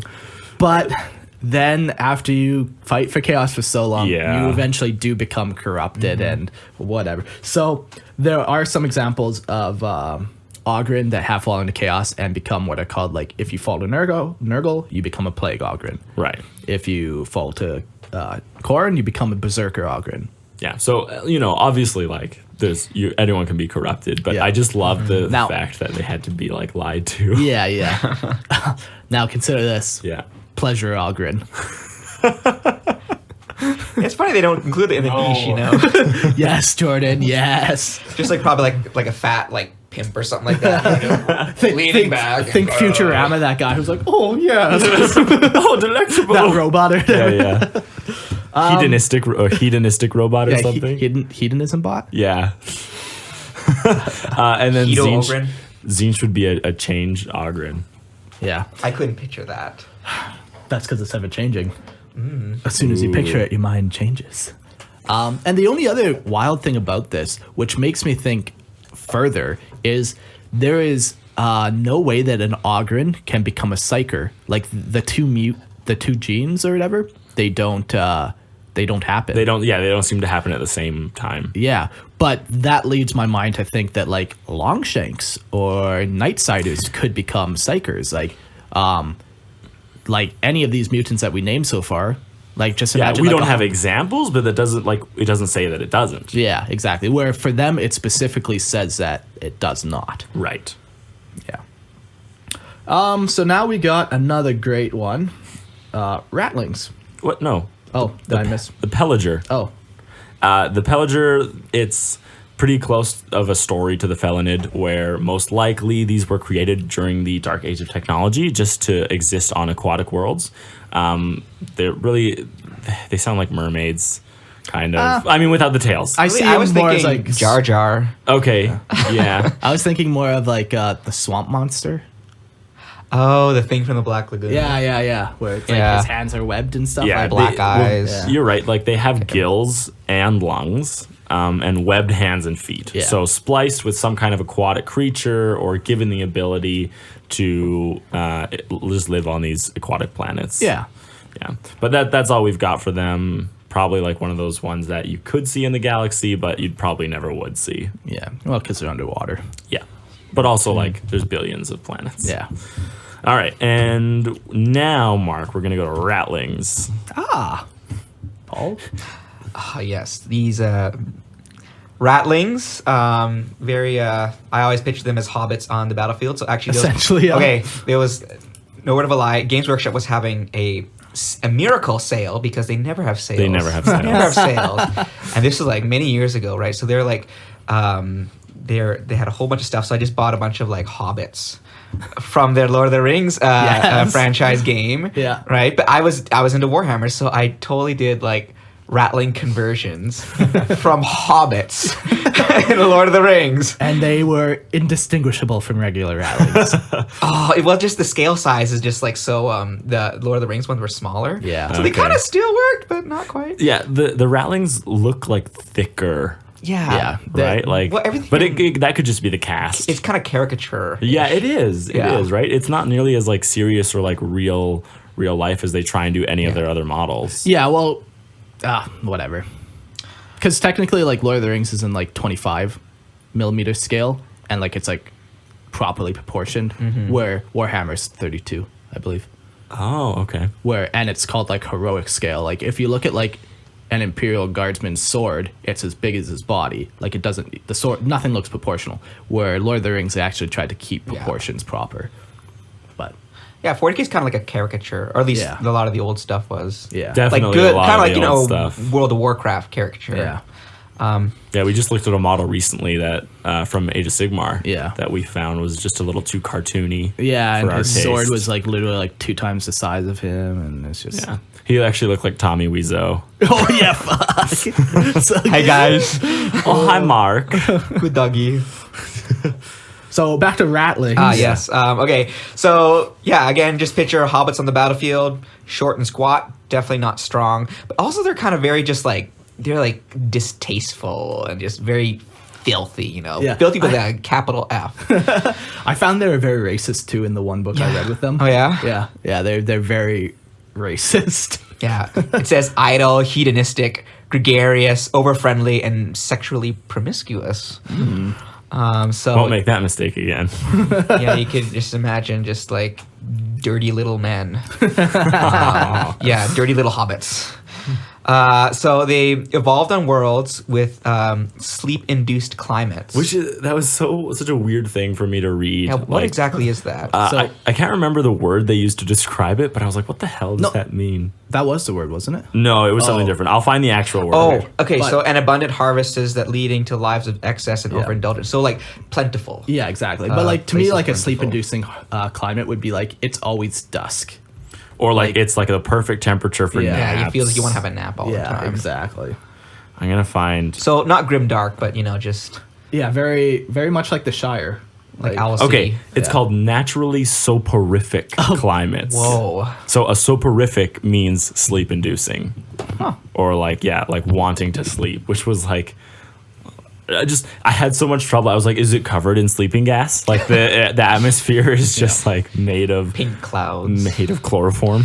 So you can kind of imagine that these like maybe They're on their lazy. planet they're actually they're you know they're well mannered, they fit their lifestyle, but when they've been plucked out, you know, and thrown and into then the grim yeah, there's like darkness. they're so upset they got taken away from paradise, so they just become these bad humored, ill-tempered, just squat people. So the Imperial Guard has made great use of them over the years, and they often use them as close combat assault units. Is this from fact or fake? No, they're often employed as snipers or infiltrators or, you know, people in stealth positions where they can sneak around very easily and they go unnoticed, and then they... It really is the Hobbit. Yeah, like... yeah. There's no really other close. No, there comparison. isn't. Like, Yeah. And they are even if you look at their models, they have hairy feet. Like they, GW. What they did is they had like their Hobbit cast, and then they were like, "Can we reuse this somehow?" They couldn't sell all of them. So Yeah, just brand them as Recycled them, rattlings. yeah. Oh yeah. yeah, you get a lot of these crossovers, like where you can very much tell that it's like a ripoff, because like it was just 2 dudes in a basement, you know, like let's make some hobbits in space now, you know, like they're just Oh yeah. yeah. So, and it's interesting now after 30 years of the game that they still keep stuff like this in it. Yeah, when they remove other stuff. Yeah, but they like squats. Yeah, exactly. But The fans like squats. they do. So the next one we're going to talk about is scalies, which is if you're to compare it to furries, a scaly is a massive reptilian being. Yeah.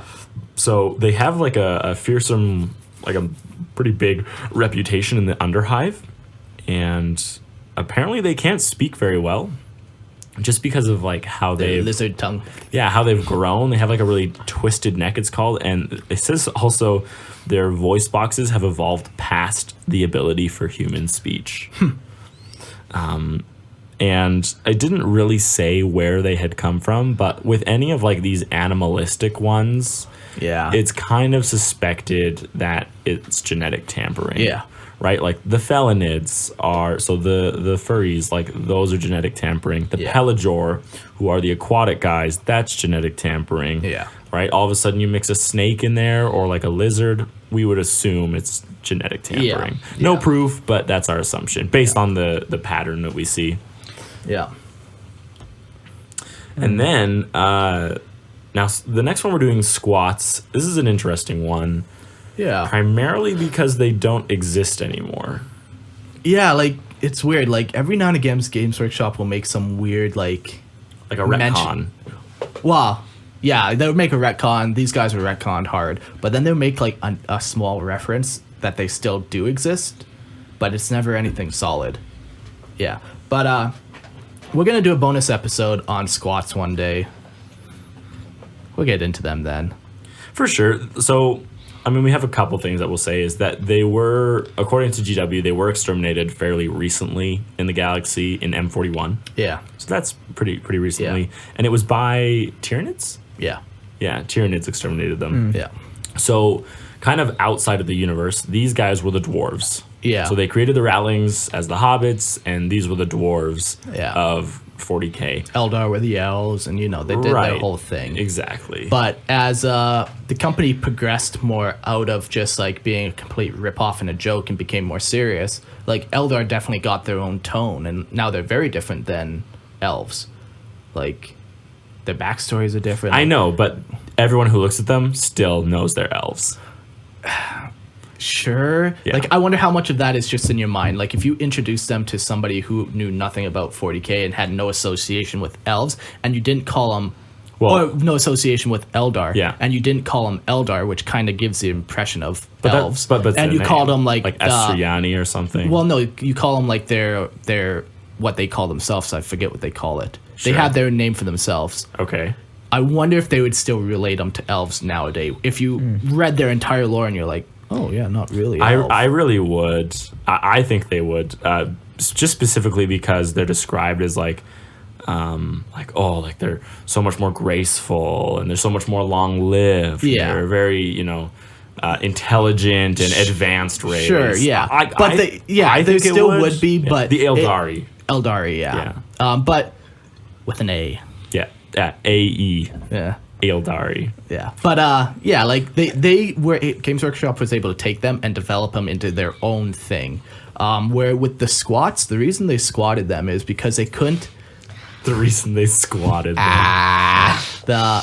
they couldn't find, like, from what I've been told, I wasn't there, but is they couldn't find like a direction that was uniquely theirs. Like they couldn't find that next step in the race's cultural evolution, and they didn't want to just be like, well, they're minors and they they just couldn't get that next, so they just got rid of them. It didn't. Yeah, it never felt like their fluff was all that great. Yeah, exactly. So But they're gone, so who cares anymore? yeah. And then the last person we have in the Abhuman category would be a Troth. These are found on planet Verdant. I don't know how to pronounce it. But there's actually no description of their mutation, of how they differ from regular humanity. And it also says that just they're unknown to the Imperium at large. So my guess is that some Inquisitor passed by, like, looked at one of them, was like, you're a Troth, and then he leaves. Right? Like, Yeah. that's my guess of Yeah. what happened. But it is mentioned that they cannot leave the planet. Yeah. So obviously they're having some kind of atmospherical or gravitational restriction. Yeah, just maybe on now them. they breathe the gas on that planet specifically. Yeah, and it's like just made of like Yeah. mercury or whatever. So I wonder how, like, the Troth, and then earlier on we were talking about the Neander, these two subhumans or abhumans that can't leave their planet. Like, how would they contribute to the greater or the empire. Whoa. I almost said greater good there. I'm no traitor.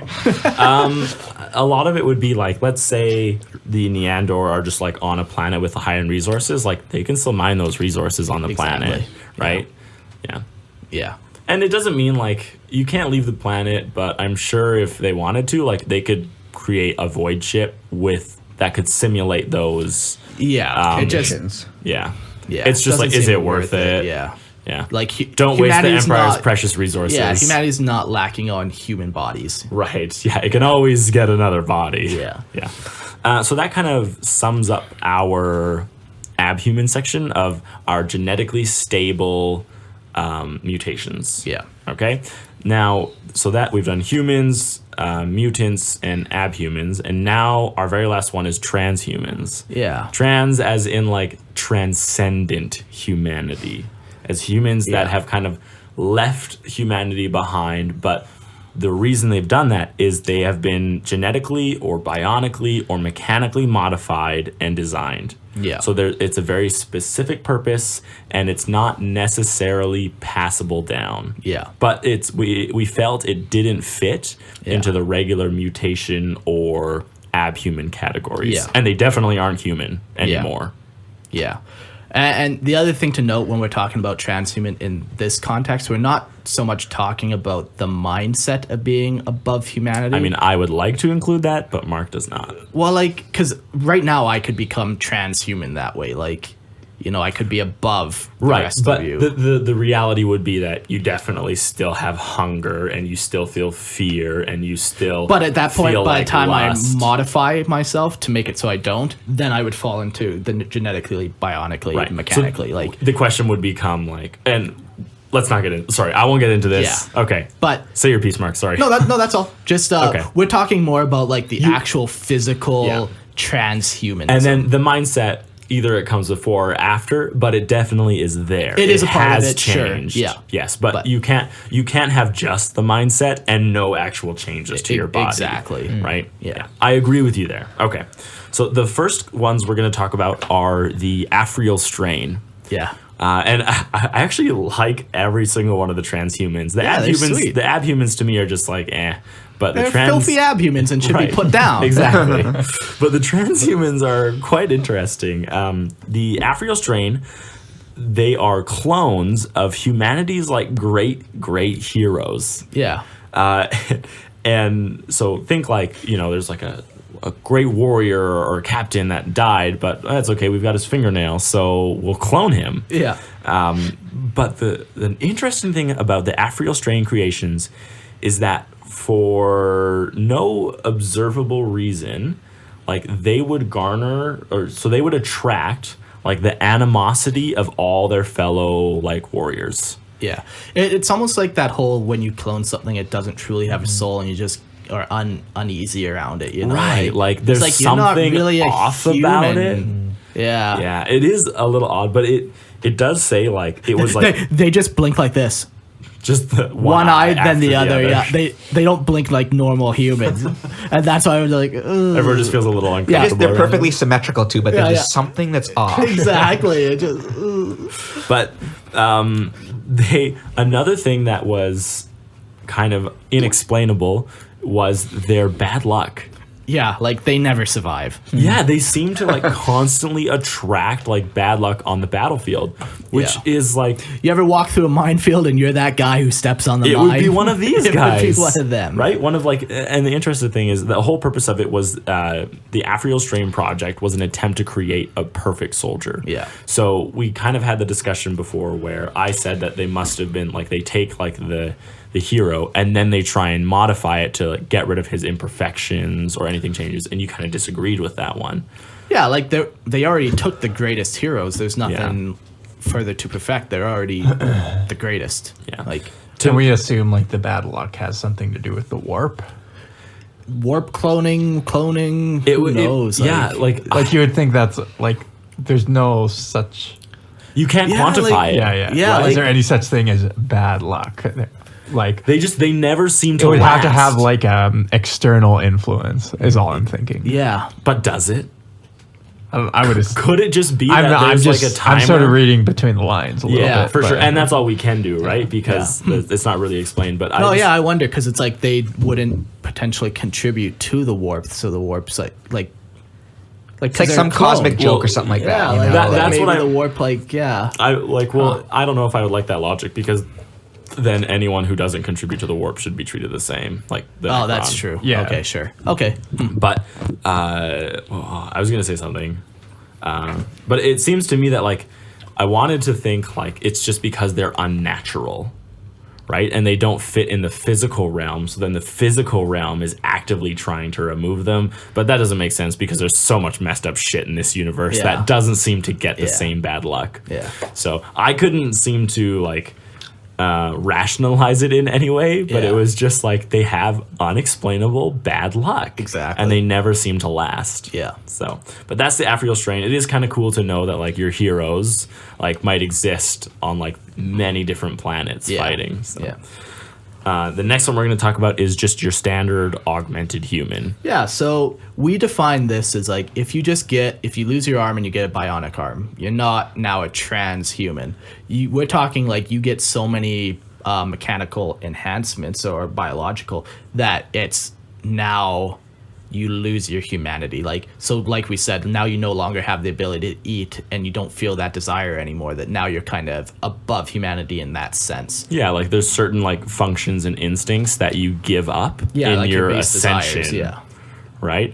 And we definitely are going to talk about this more in our second, but it's just the changes that you would make to leave regular humanity behind, and what does that take? Like Mark was saying, the arm doesn't do it, but all of a sudden your Belisarius call, and you're literally just a massive machine in tentacles with like a heart and a brain probably in there somewhere. Yeah, Skitarii would be like transhumans in my mind. Exactly. Like servitors, serval skulls. Yeah, for sure.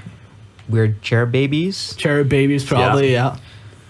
And so we described them as, they're mechanical upgrades was another thing, just to improve functionality. Sometimes your purpose is only to make you better at that one job, just like a servitor would be. Yeah. That you just leave humanity behind because you no longer feel the same things that humans do. Yeah. Okay. Another one we're going to talk about is genic creation. Yeah, so humans have created completely in the throes of science. Did you like that sentence I wrote? Threw me off. I just think of like a in the throes of science. Exactly. It's a mad scientist. To create better warriors. There's tons of examples of like super soldiers beyond just Space Marines in 40K. So we have some examples like the Death Corps of Craig. They're kind of I'm pretty sure they're vat grown on their planet. Like they're not a normal. Is it because their planet is too inhospitable? No, well, yeah, because it was like radiated bombardment or whatever, and I think they're no longer able to reproduce or something due to the radiation. I could be very wrong on this, but this is my remembrance of it. I'll try and find it while you're talking about the other guys. So they're just like vat grown, but like it kind of would make you slightly different. Like they're not cloned; they're just vat grown. But so they're like test tube babies that are exactly put in something. Yeah, like the female's womb, either they through the radiation they can't handle it anymore, or they just put everyone man woman on the battlefield, so there is no women birthing people. Right. Yeah, they can't afford it. Yeah, so that's one of them. Another one is the Chiliad 5-2, or the 5-2 Chiliad. And they were around during the Horus Heresy, and I think they're still around now, even potentially. It doesn't say they were wiped out necessarily. But they were also kind of vat grown, but their women seemed to develop like a psychic power and were able to like communicate with like their children, their vat grown children, their offspring. On a very like minimal level. Yeah. Because they're described as being an extremely weak psychic power. Yeah. But like that kind of puts them above the rest of humanity, almost like that like telekinetic ability. Yeah, it makes me think of the hive mind. Yeah, a little Kind of bit, like yeah. a connection to every other being Yeah. in your unit, right? Yeah. But it was only the women, I think they're called like Uxors or something. Yeah.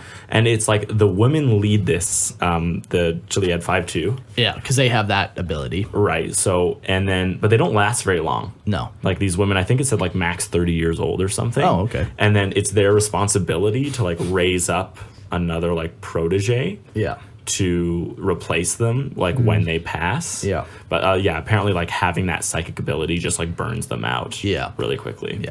So another one is the Gland War veterans. They were a group of IG veterans from I forget what planet. From probably Dantris 3, maybe.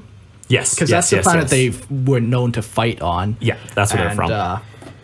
Yeah, they were modified by the tech priests to fight against Tyranids. So maybe there wasn't a whole lot of humans on this planet, so they had to modify the humans to fight against the Tyranids. Who knows why they tech priests decided to modify? I mean, it's the mechanic. who knows? Yeah, but had a they vision. had extra organs and drug secreting glands implanted into their bodies. So that's what gives them that transhuman. Like now you have 3 hearts. Like Right. Yeah. Like you're able to survive where a regular human cannot. Yeah. Like, you no longer have to have the same worries as a human. Yeah.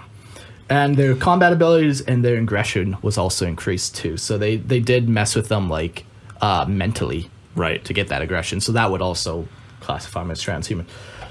So they actually were successful in defending Dantris 3 from the Tyranid invasion, but it was at the expense of almost everyone. I love this. There's only like 3 of them left. 3 Gland War set veterans survived, and they're taken by the Inquisition for frick. They're quoted as like saying this thing, and it's absolutely hilarious. Taken for the lulls. No.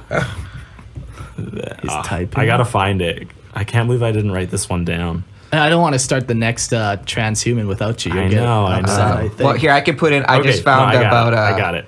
Okay, so they were taken by the Inquisition for study and quote debriefing. Was it quoted? It is. It's quoted debriefing. You know where that's going. It's that source is the Inquisitor rulebook. So it's like. What did you find there, Paul? Oh, about the death cores. About Oh, okay, Krieg. perfect, yeah. So apparently the Krieg revolted against the Empire. Yeah.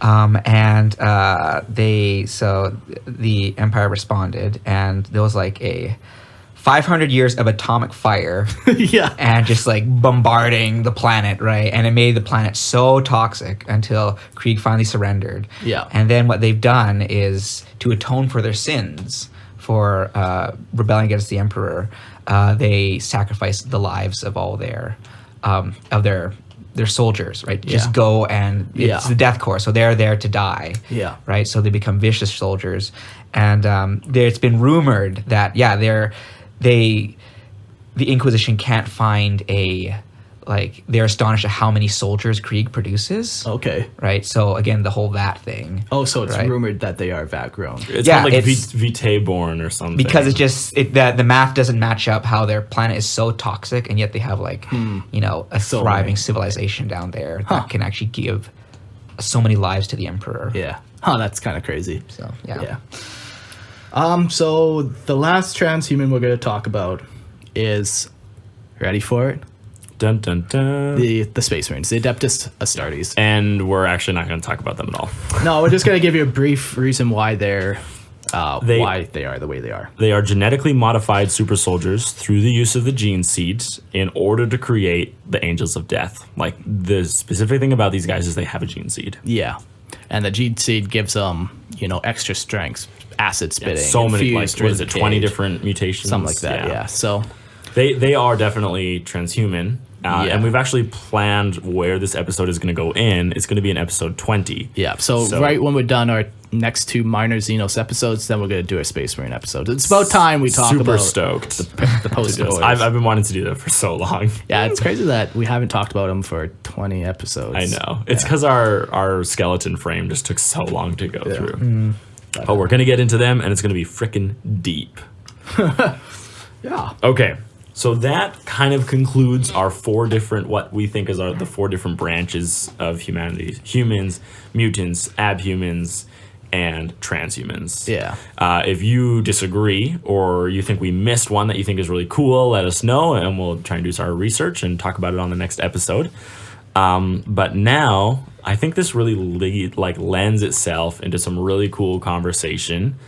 The first thing I want to pose the question to you guys is, where does the Emperor fit on the list? Yeah, because he is not. He's definitely not a human. He's not human, so therefore we got to find one of these other categories to put him in. So where does he fit? I think I know, but I want to go last. Right. Okay. Paul, where do you think he goes? Well, I think it's based on the process of elimination. You got to see like, all right, what doesn't he fit? Okay. And so you got to ask, okay, is the Emperor, has he been genetically augmented or modified? Not that we're aware of. Not that we're aware of. Not by anything that we know. Yeah. Like, because he might have like slapped on an arm he made himself. Absolutely. Right? And we're not sure. He could have created it entirely out of energy. Yeah. Right? Yeah. Like he would probably fit in like he would be some kind of psyker, don't you think? Yeah, so therefore he'd be in the So mutant he category. could fit in the mutant category. Yeah, and then like I'm sure maybe he's had. I guess we don't know if he's been augmented in any way. No, but it comes down to like either bionically or genetically. Yeah, like I don't think he's bionically enhanced himself at all because he's such a high powerful psyker that literally there's a story where he like shapeshifts his body. Oh, okay. Like yeah. Okay. Yeah. So where would you put him, Jordan? Like I would put probably, to me, at least the closest thing is a psyker, even though he's very unique as a psyker. So you'd put him as a mutant? I guess if psychers are mutants, I guess because it's just a random. The psyker is just a random mutation. Yeah. Paul? I don't know because he definitely possesses psychic capabilities, but you kind of have to look at his origin. Like, how was the Emperor created? Is he a product of the materium or the immaterium? Now you're getting right. somewhere. So I just like and that's kind of I'm a bit stuck on that question because he does relate to both. Yeah. Yeah, but like psychers do have like a connection to the warp, right? So they obviously and you can be a transhuman and still be a psyker. Yeah. Right? A space marine is a psyker. Yeah. Can be a psyker, right? Yeah. So I mean I'm probably inclined to agree with Jordan that he's a psyker, probably the biggest one, almost god status psyker. Yeah. Or like like we've talked about in previous episodes, he was almost an intentionally designed psyker, which is rare because psykers he wasn't just random. You never know if you're going to have a psyker or not. But there was the development. There was like a knowledge of those shamans that we seem to have lost, right? Especially because all the shamans are dead, so they weren't able to pass their knowledge down because they all died to create the Emperor. Yeah. Right? Mark, where would you put him? So originally I was with you guys completely with the mutants, and then me and Christian were talking last night. And Christian's like, no, he's transhuman because the psychers intentionally like made him, like they sacrificed himself. So it's not a random mutation. It was an intentional creation that puts him in the transhuman category to me and to Christian now. Because originally, I was with you guys, and then Christian said that. I'm like, that makes perfect sense. Like all the shamans got together, they killed themselves, and the Emperor was born. To me, it wasn't a random thing. I know it's not a random thing, but let's go back to warp mutations. Yeah. Because maybe psyker is the wrong thing to look at here. When a chaos god bestows his gift, that's intentional, but it's still a warp mutation. When a shaman kills himself in order to create another being, that's still a warp mutation. Like, to me, he's not human at all. No, like from the second that he was conceived, like they thought about it, he wasn't human. So I know he's not a human or an abhuman because there's no reliability of passing what he has down. Yeah. Potentially. That's another conversation. The reason why I don't think he fits in the transhuman is because the way that he was created was not scientifically. If you look at all of the things that we have on our list, they're created through the means and methods of science which we understand. If we claimed to, and which we can recreate reliably, we can create more space marines, we can create more glam. Yeah, it can be tested in a lab setting, right? Yeah. But the Emperor, we have no way to recreate what he has, and to me, that's what that's what makes it the unstable, and to me, puts it under mutant more so than trans. Okay, yeah, sure, I could see that. Like I see the trans because of his supersede. Like he literally, like he's not human. Well, obviously, when you look at like the transhuman mentality, he's obviously he fits that one. Not a problem. He fits that one. In his abilities and his body, though, I definitely would say mutant. Mutant. Okay. Yeah.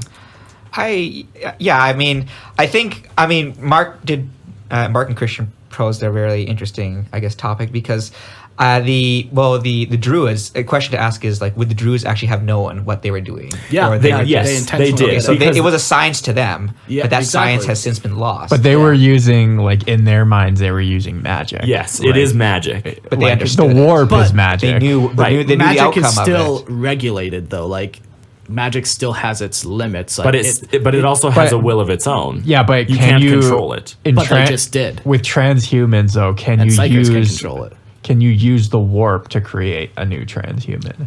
That's, to me, the question. Do you think the Emperor could create another Emperor? Whoa. Do you think, like, and this is one of the whole theories of him, like, if you killed him, would he be reborn fully? Just right? reincarnated. Is his body, like, attaching him to this world, which is messing everything up right now? I think so, yeah. I think he would be reborn. Like, he's such a great psychic power that he's able to, where normally when you die, your warp energy goes into the warp and it gets gobbled up. Yeah. But the Emperor is able to fight that off, right? But that, to me, that's not enough of a reliable thing because we can't duplicate it. Maybe he's the only one, but to me he's just a mutation. Like to me he's a random occurrence. And like I get that they like did it on purpose, but if I roll enough dice, eventually I'm gonna hit a 6. Like I know I'm gonna do it. Like, do you think every single shaman went into that body? Like, maybe not. Maybe like some shamans' energies were lost in the warp, and maybe they just managed to do it. And also he got a lot of his power from Moloch. Yeah, as well, and a lot of his knowledge too. So, yeah. Like I can see both. Yeah, but I do lean towards mutant. Yeah, that's fine. Yeah, sure. And I'm glad I didn't have to have that conversation with Christian, like you did. No, that's actually fine. We only threw a couple punches, so yeah. Only one milk crate was didn't kicked end in around tears. No, as soon as he said his logic through, I'm like, yeah, no, you got me. Yeah. It's not bad logic. Okay, and this is kind of going to lead into our second one. So, at what point do the enhancements and upgrades that you're getting change you from a human to a transhuman? So, I'm going to kind of ignore mutants and ignore abhumans for this question because a mutant is random and an abhuman is a genetic strain that's been passed down to you. You had no choice. If you are a human and you lose your arm in an accident and all of a sudden you get a bionic arm, are you still a human? Yeah. I don't know. I like even in our real universe, there's transhumanism, and there's people who want to become so augmented that they're no longer like human in the same sense that we are. Like, yeah. Like they want to enhance that, like basically everything about them, from even their senses to replacing limbs and organs with bionic or genetic synthetics. Yeah. So would you say that the arm is the? But from what I understand, in like the current understanding is that like transhumanism can be something as small as like installing like a microchip in your arm. Like that's from maybe the 40K universe understands it differently, but in our universe, from what I understand, any sort of augmentation is like putting you in the category of like a transhuman. Yeah. So now my question is, I got laser eye surgery. Does that mean I'm transhuman? You've surgically modified your body to function better. Yeah.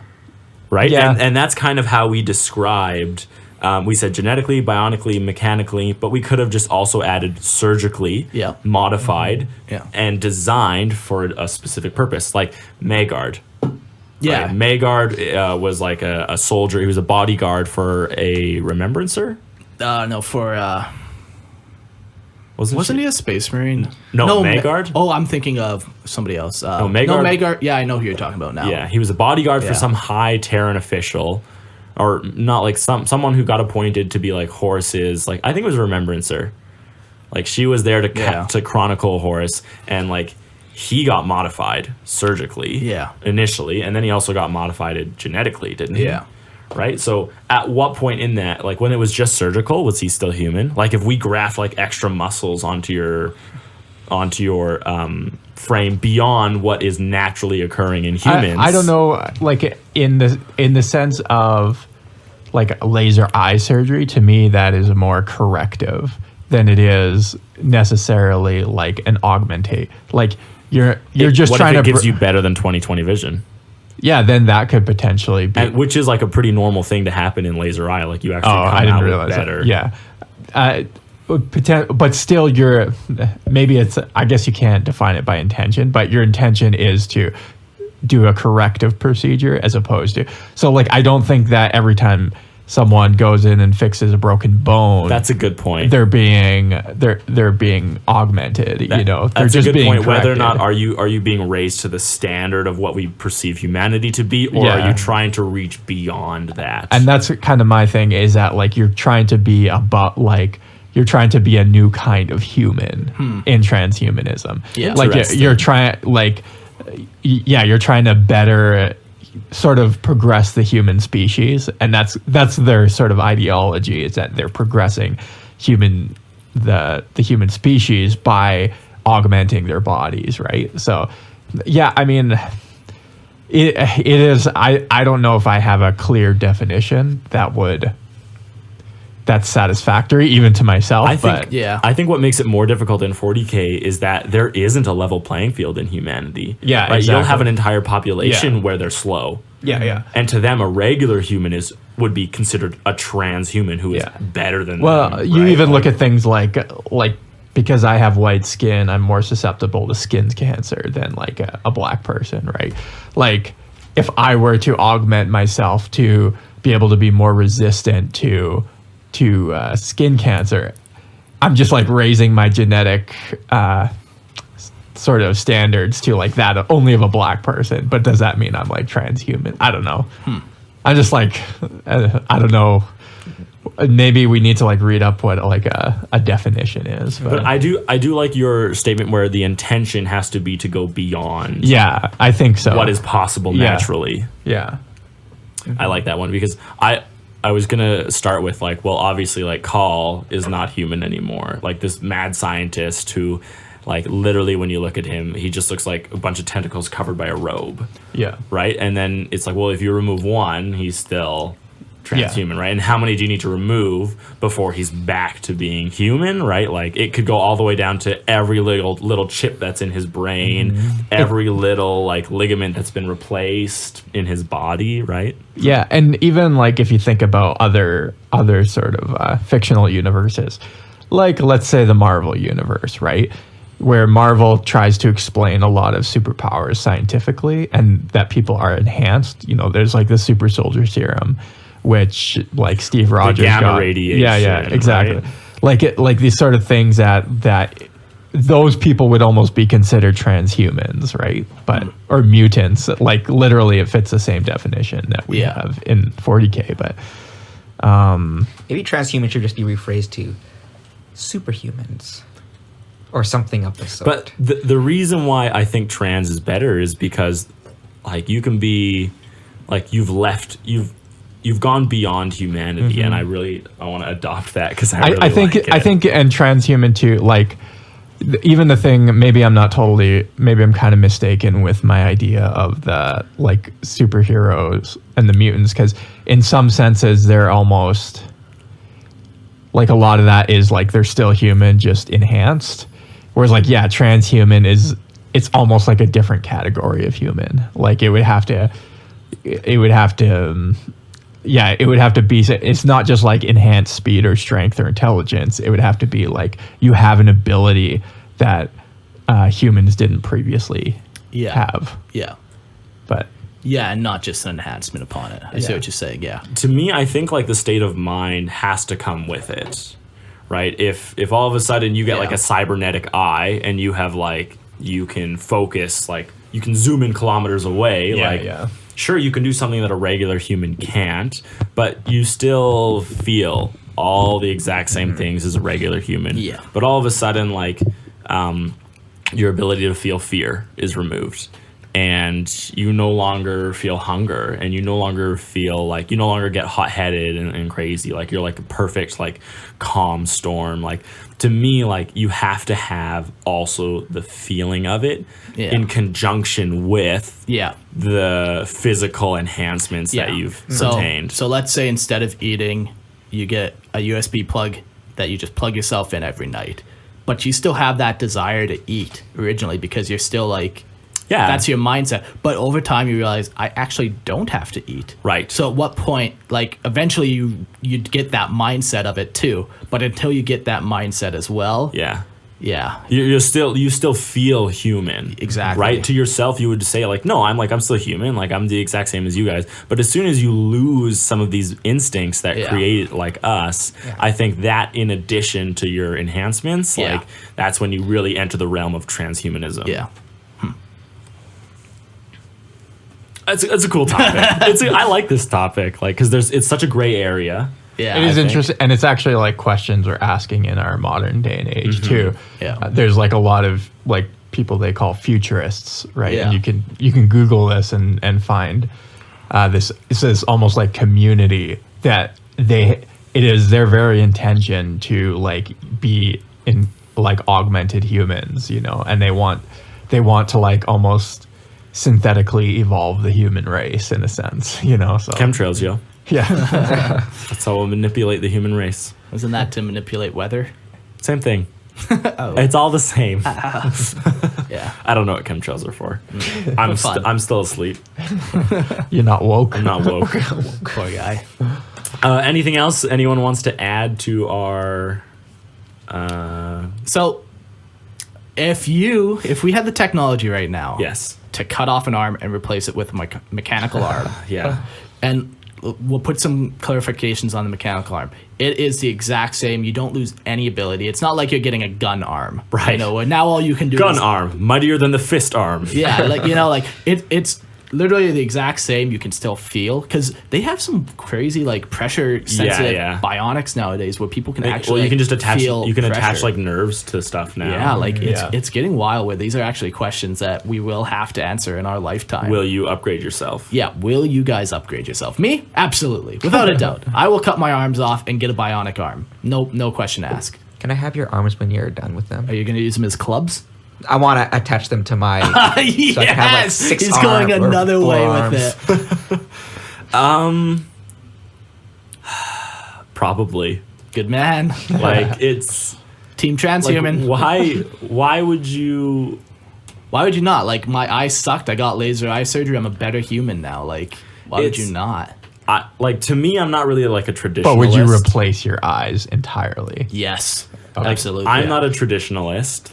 I like the idea of like a simple life and living like kind of like off the land and in the mountains. Like I like the idea of it, and I like to think I could do it, but most likely I probably couldn't. Yeah. So I have no like moral problems or like ethical problems with being like, yeah, like why not go ahead? Like you get a car because you can go faster. Like you go into a house, so then you buy a fridge so your food can stay cold, right? Like why not get like a bladder extension or whatever so you don't have to go to the bathroom as much, or get like an upgraded stomach that can absorb more nutrients from your food, right? Yeah. Or increase your brain capacity by activating parts of your brain that we just don't use at all. Like why would you not do that? Yeah. Like to me it's no different than the kinds of clothes I wear or the kinds of activities I do that just are different from things people did 300 years ago. Why go to the gym and work out for years to get big and strong? When you can just get a bionic arm. Get a buff arm. Yeah. Paul? Yeah, it's like, I mean, it sounds cool, and I guess if it had like, you know, if there were no limitations to that, you know, because okay, so you have a bionic arm, right? But then it maybe needs a power cell or something like that. I mean, there's pros and cons. Yeah, to it. and when I'm talking about it, like, Just put a V8 battery or V9 battery in there. It's fine. One of those Energizer bunnies. Yeah, exactly. once again, the simplest example is I would never get a gun arm. I would never get an electrician arm. Just think Luke Skywalker's arm. Yeah, like exactly. I would get that Right. where it runs off your own bioelectrical energy that you create. Something's There's a fluff in the air, and I like it.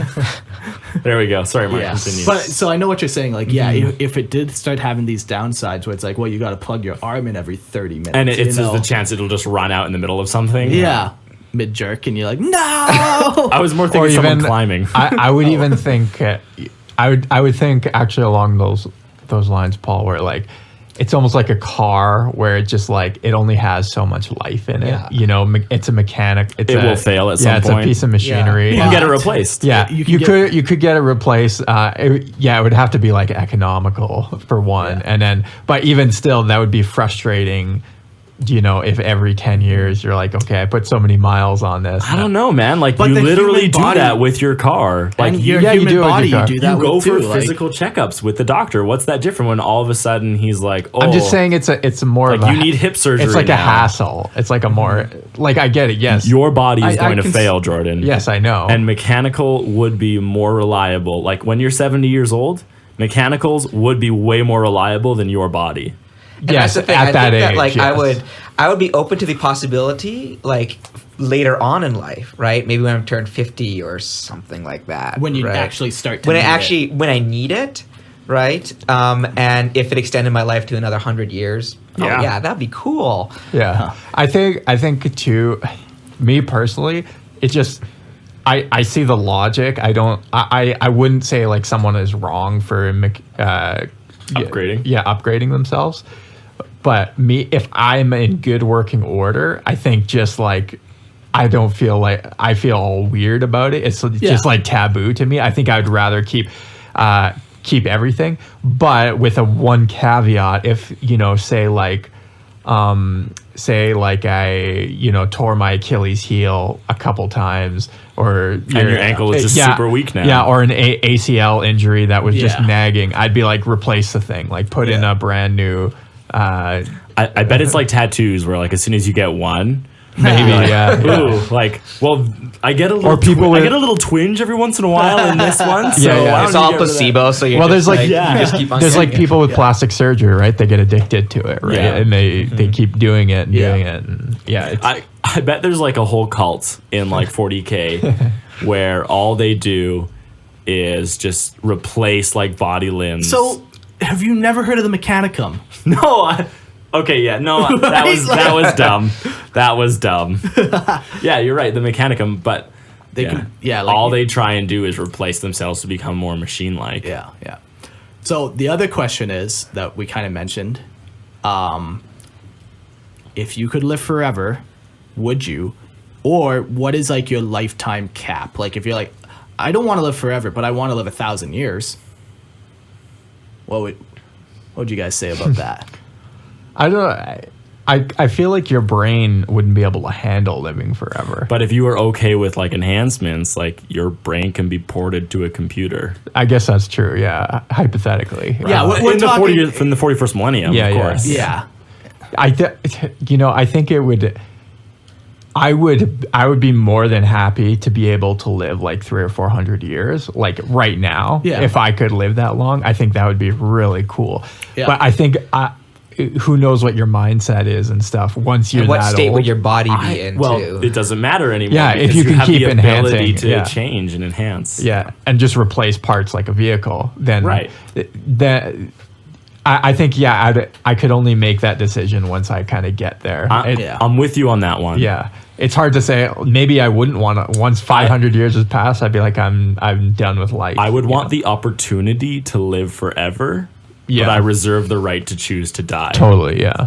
What if though? So it's this whole surgery, and like going into it, you literally have for some weird. It's just some weird Yeah, program, yeah. some glitch in the program. They couldn't find a way around it. The Matrix. Where they're like, okay, so either you're gonna live forever, or you have to set a date. And when that date comes, it's done. I don't know. I'd want to say forever because like you could never see everything. No. And especially like just imagine 4,000 years from now and we're sort of exploring distant galaxies and stuff. Like we start leaving the Milky Way. Like that's like, even like you explore the entire Milky Way. You literally go to every planet. You have a selfie on every single frickin' planet, and all of a sudden you're like, oh wait, there's billions of galaxies which contain billions of planets. The curiosity would probably lead you to keep going. Yeah. I think one deciding factor would be is like, am I going to be the only one bestowed with this gift? You know? No, or, like your friends and family could be. Everyone has the opportunity. I mean, that would be kind of lame if you outlive your wife and kids, and you're just we're talking about like the most perfect situation. Okay, in a perfect scenario where you're a 30-year-old roaming the galaxy forever. You know, you're in peak physical condition, and you're eternally rich, and you won't be poor. Exactly. Just, like, you don't need money. You invest in Bitcoin, so so you're fine. Yeah, exactly. Yes. Then yes. Then yes. Dogecoin. I had this Dogecoin's the way to go. I had this guy come into work today, and I work at a bank, and he was like, "Oh, our investment services was down or whatever." Yeah. And he was like furious. He's like, "I'm gonna sue you guys. I can't believe this." He's like, "I've probably lost $50,000." And I'm like, "Man, like that's really shitty." And he's like, "I am fully invested in weed stocks." And I was like, well, there's your fucking problem, bud. Put everything in one. That was what he did. Yeah. That was what he said he did. And he was so pissed off. And I'm like, well, yeah, there you go. But that just made me think of the Bitcoin thing. Funny. If I could give one financial bit of advice. Go for it. Work harder, not smarter. That is literally the opposite of what everyone else will tell you. I'm taking that advice. Sorry, Paul. I would do forever. Nice. Yeah. Yeah, me too. Absolutely. Just imagine me, you, and Christian roaming the galaxy forever. Could you imagine though, like if it was only like 4 guys that got it, you would become gods compared to the rest of humanity. Yeah. Like probably by like year, who knows? Like to me, like probably by the year like 800, you'd leave humanity behind. You would no longer care about the significance of a single human. And then you guys could rename yourselves Corn, Cheech, Marigold, Gork, and Mork. Honestly, like I at some point you would leave humanity behind. You would no longer care. You would see like life. I would want to become like the supreme ruler of humanity. Would you really? Well, I don't think I could be bothered. I think I would try it for a little while, and then once I got bored, once you destroyed a planet or two, after a few hundred years, I'd be like, okay, I'm done with this. But like think of it like most people can't achieve like if your IQ or just skills and abilities are like a particular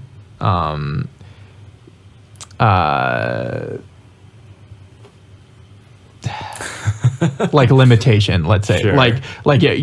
like because of your own competency, you can only reach a certain level in a certain amount of time.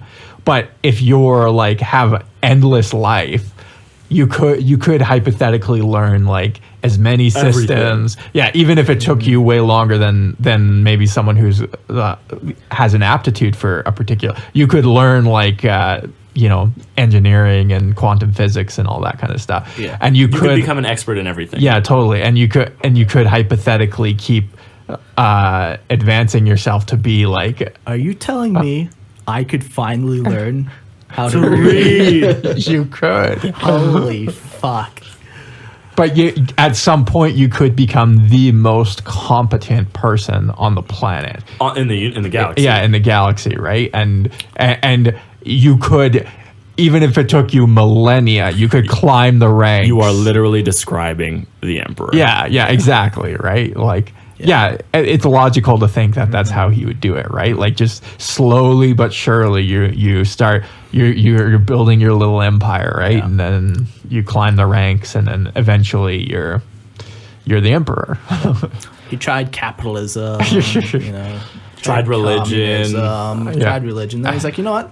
Out of all these, I like dictatorship the most. Yeah, I like tyrannical dictatorship. Yeah. I would do it. Cool. Paul, would you live forever? I would.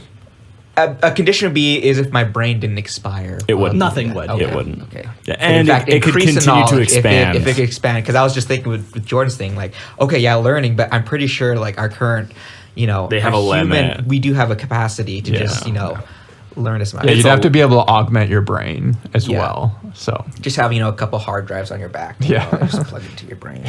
I think it's pretty sweet. Yeah. Well, I think that about wraps up our secondary topic. Yeah. I hope you guys were all high when you were listening Whoa. to fully If grasp it's legal it. in your state or province. or not. Whoa. I don't want to get in the middle of that topic. But we just have one more thing to talk about. So I'm going to let Mark handle that. You guys ready for another edition of Mark's 40K rant of the day? Mad Mark. Mad Mark's 40K rant of the day. Bye. Sell. So, what's the date today? It's the 6th? It's the 6th. So Games Workshop last night, they're like, we got a big thing coming for you tomorrow. Everybody brace yourself. And everyone's like, oh, fuck, what is it going to be? Like, Female Space Marines. oh. Get out. But yeah, and like they just pumped it up, and then it's like, woke up this morning. Oh, cool. Adeptus Custodes Codex. Didn't they already have models in 40K?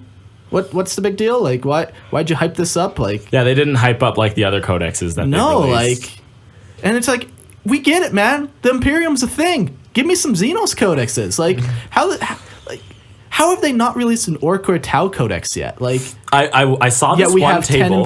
10 Imperial codexes. I'm going to try and find it while you're ranting, but it is a table describing the different armies that are played in tournaments. Sure. And the number of, like, the percentage of, like, specific armies. Yeah. Keep going, talking what you're doing. Well, that's pretty much no. rant. Give more. I can while give find more. this. Yeah, Go for find it. But it's just like, we get it. Space Marines are awesome. And sure, Adeptus Custodes are not Space Marines, but for any newcomer or anyone who's not very well versed in the lore, they essentially are. They play the same as Space Marines. They're an elite army. Like, we just give me some Xenos codexes. If you want to release a whole new product line, release a Xenos product line. Like, nothing's worse than when you're playing another army, or you have a friend and you're like, oh, what army do you play in? Oh, I'm a loyalist. Oh, me too. So you want to battle each other and Yeah, you play the exact same army. Mm-hmm. Yeah, it's like, So there's no fun in, like, you know all their rules, you know all the it's just play and how it, like, the army works Yeah. and stuff. It just gets boring. yeah. But having said that, the models do look sweet. Like, I will never criticize Games Workshop's models. They're amazing. Like, if you look at them, they're sweet. And like, I like And the custodes. custodes are really cool. Yeah, they are. It's just, we still don't have an Orc or a Tau codex, like, or a Dark Eldar codex, or a Necron codex. Like, I know, Necron. Come on, where's these our are- love? These are major factions that Games Workshop just keeps. Well, now we have 8 varieties of Space Marines. I went on this rant last week too. That's all. Have you found that yet? No, I but don't want to keep ranting. You gotta talk. Did you talk about your broadside? Yeah, that was last. Oh, that was episode. last week. So the funny Yeah. thing was, I went and saw Yeah. Star Wars, Oh yeah, and I went to the mall where we actually have our GW store, yeah, and it was like a couple days after Christmas or whatever. Yeah. And so then I was like, I'm gonna go in there and like see what Mark was talking about with like the store. yeah. Guess what I found in the store, Mark? Broadside. Broadside. Nice. Well, that's because they probably ordered it from me. I should go get that. They ordered it just for you. I can't believe I find this table. I want to find it, and then I want to post it on our Lorehammer Facebook page. But it was just this one guy, and all he was doing was he was going through like the army lists on like all the different like tournaments Yeah. that he was participating in, and Yeah. seeing like what people are playing. And it was like 25% like Space Marines. Yeah. And that was it. Like, it was like 25% Space Marines. Huh. And then like, and I think like it was 15% like loyalists and 10% like chaos or something. And then like everything else was built up of all the other armies they had out there. And it was like a lot of representation from like Xenos stuff. Yeah. And then he compared it to the number of like codexes that had been released. Yeah. And it was crazy how few like codexes were released for everyone else out there. And my Twitter feed is all freaking custodes now. What the hell? Right, I like- can't find it. Anywho, Yeah. the only other final statement for this is like, so when they do release like a new Xenos faction, They better fucking hype it up. They better, but they kind of did last year release or with 8th edition, or just before 8th edition, I guess. What was that? You ready? Yeah. Now Eldar and Dark Eldar can combine and join together. No new models. Well, 3 new models. Like 3 hero characters. Oh. But it's like, new faction, new Xenos faction. It's like, No. No, Really, it's not. It's like doing the Imperial. What do they call it? Battle groups or something, where you can combine like completely different factions. Oh, sure, yeah. I don't know the correct term. I don't really play. Eighth. We don't really play Warhammer. don't really play. Never even heard of it. No, before. I think that's fair. I think it was hyped up too much. I'm super excited for Custos. I'm super excited for the artwork. I think they look cool. Yeah, like the models look sweet. Like, but I just I was expecting something way more compared to what they had said. yeah. So. And I just want some Xenos codexes. Yeah. We got 1 Xenos codex. That's What one? Eldar. Oh, is that That's really the only one I one? can think of off the top of my head. Everything else is It's so odd they don't have an orc one. yeah. And they got over 10 codexes released now, and only one of them is a Xenos. crazy. Okay, that's all. That's all. If you guys agree with my rant, No one's listening this far into the episode. Don't worry. they turned it off after. Exactly. As soon as we start talking about like what it takes to be human, Okay. they're done. Okay. Well, thanks Good for stuff. listening. If you are still here, obviously send us a message. You can email us. You can Facebook us. You can tweet at us. Anything you want to do, you can just wave a flag and we'll know. Yeah. We'll know. I'm trying to drag this podcast on for as long as possible because I got to go to work after this. So it's like if I just drag it on for another 4 hours, I don't have to go to work, right? That's how that works. Thanks for listening. We'll see you in 2 weeks where we will discuss our 3rd portion of minor Xenos races. You know what? Let's just start that now.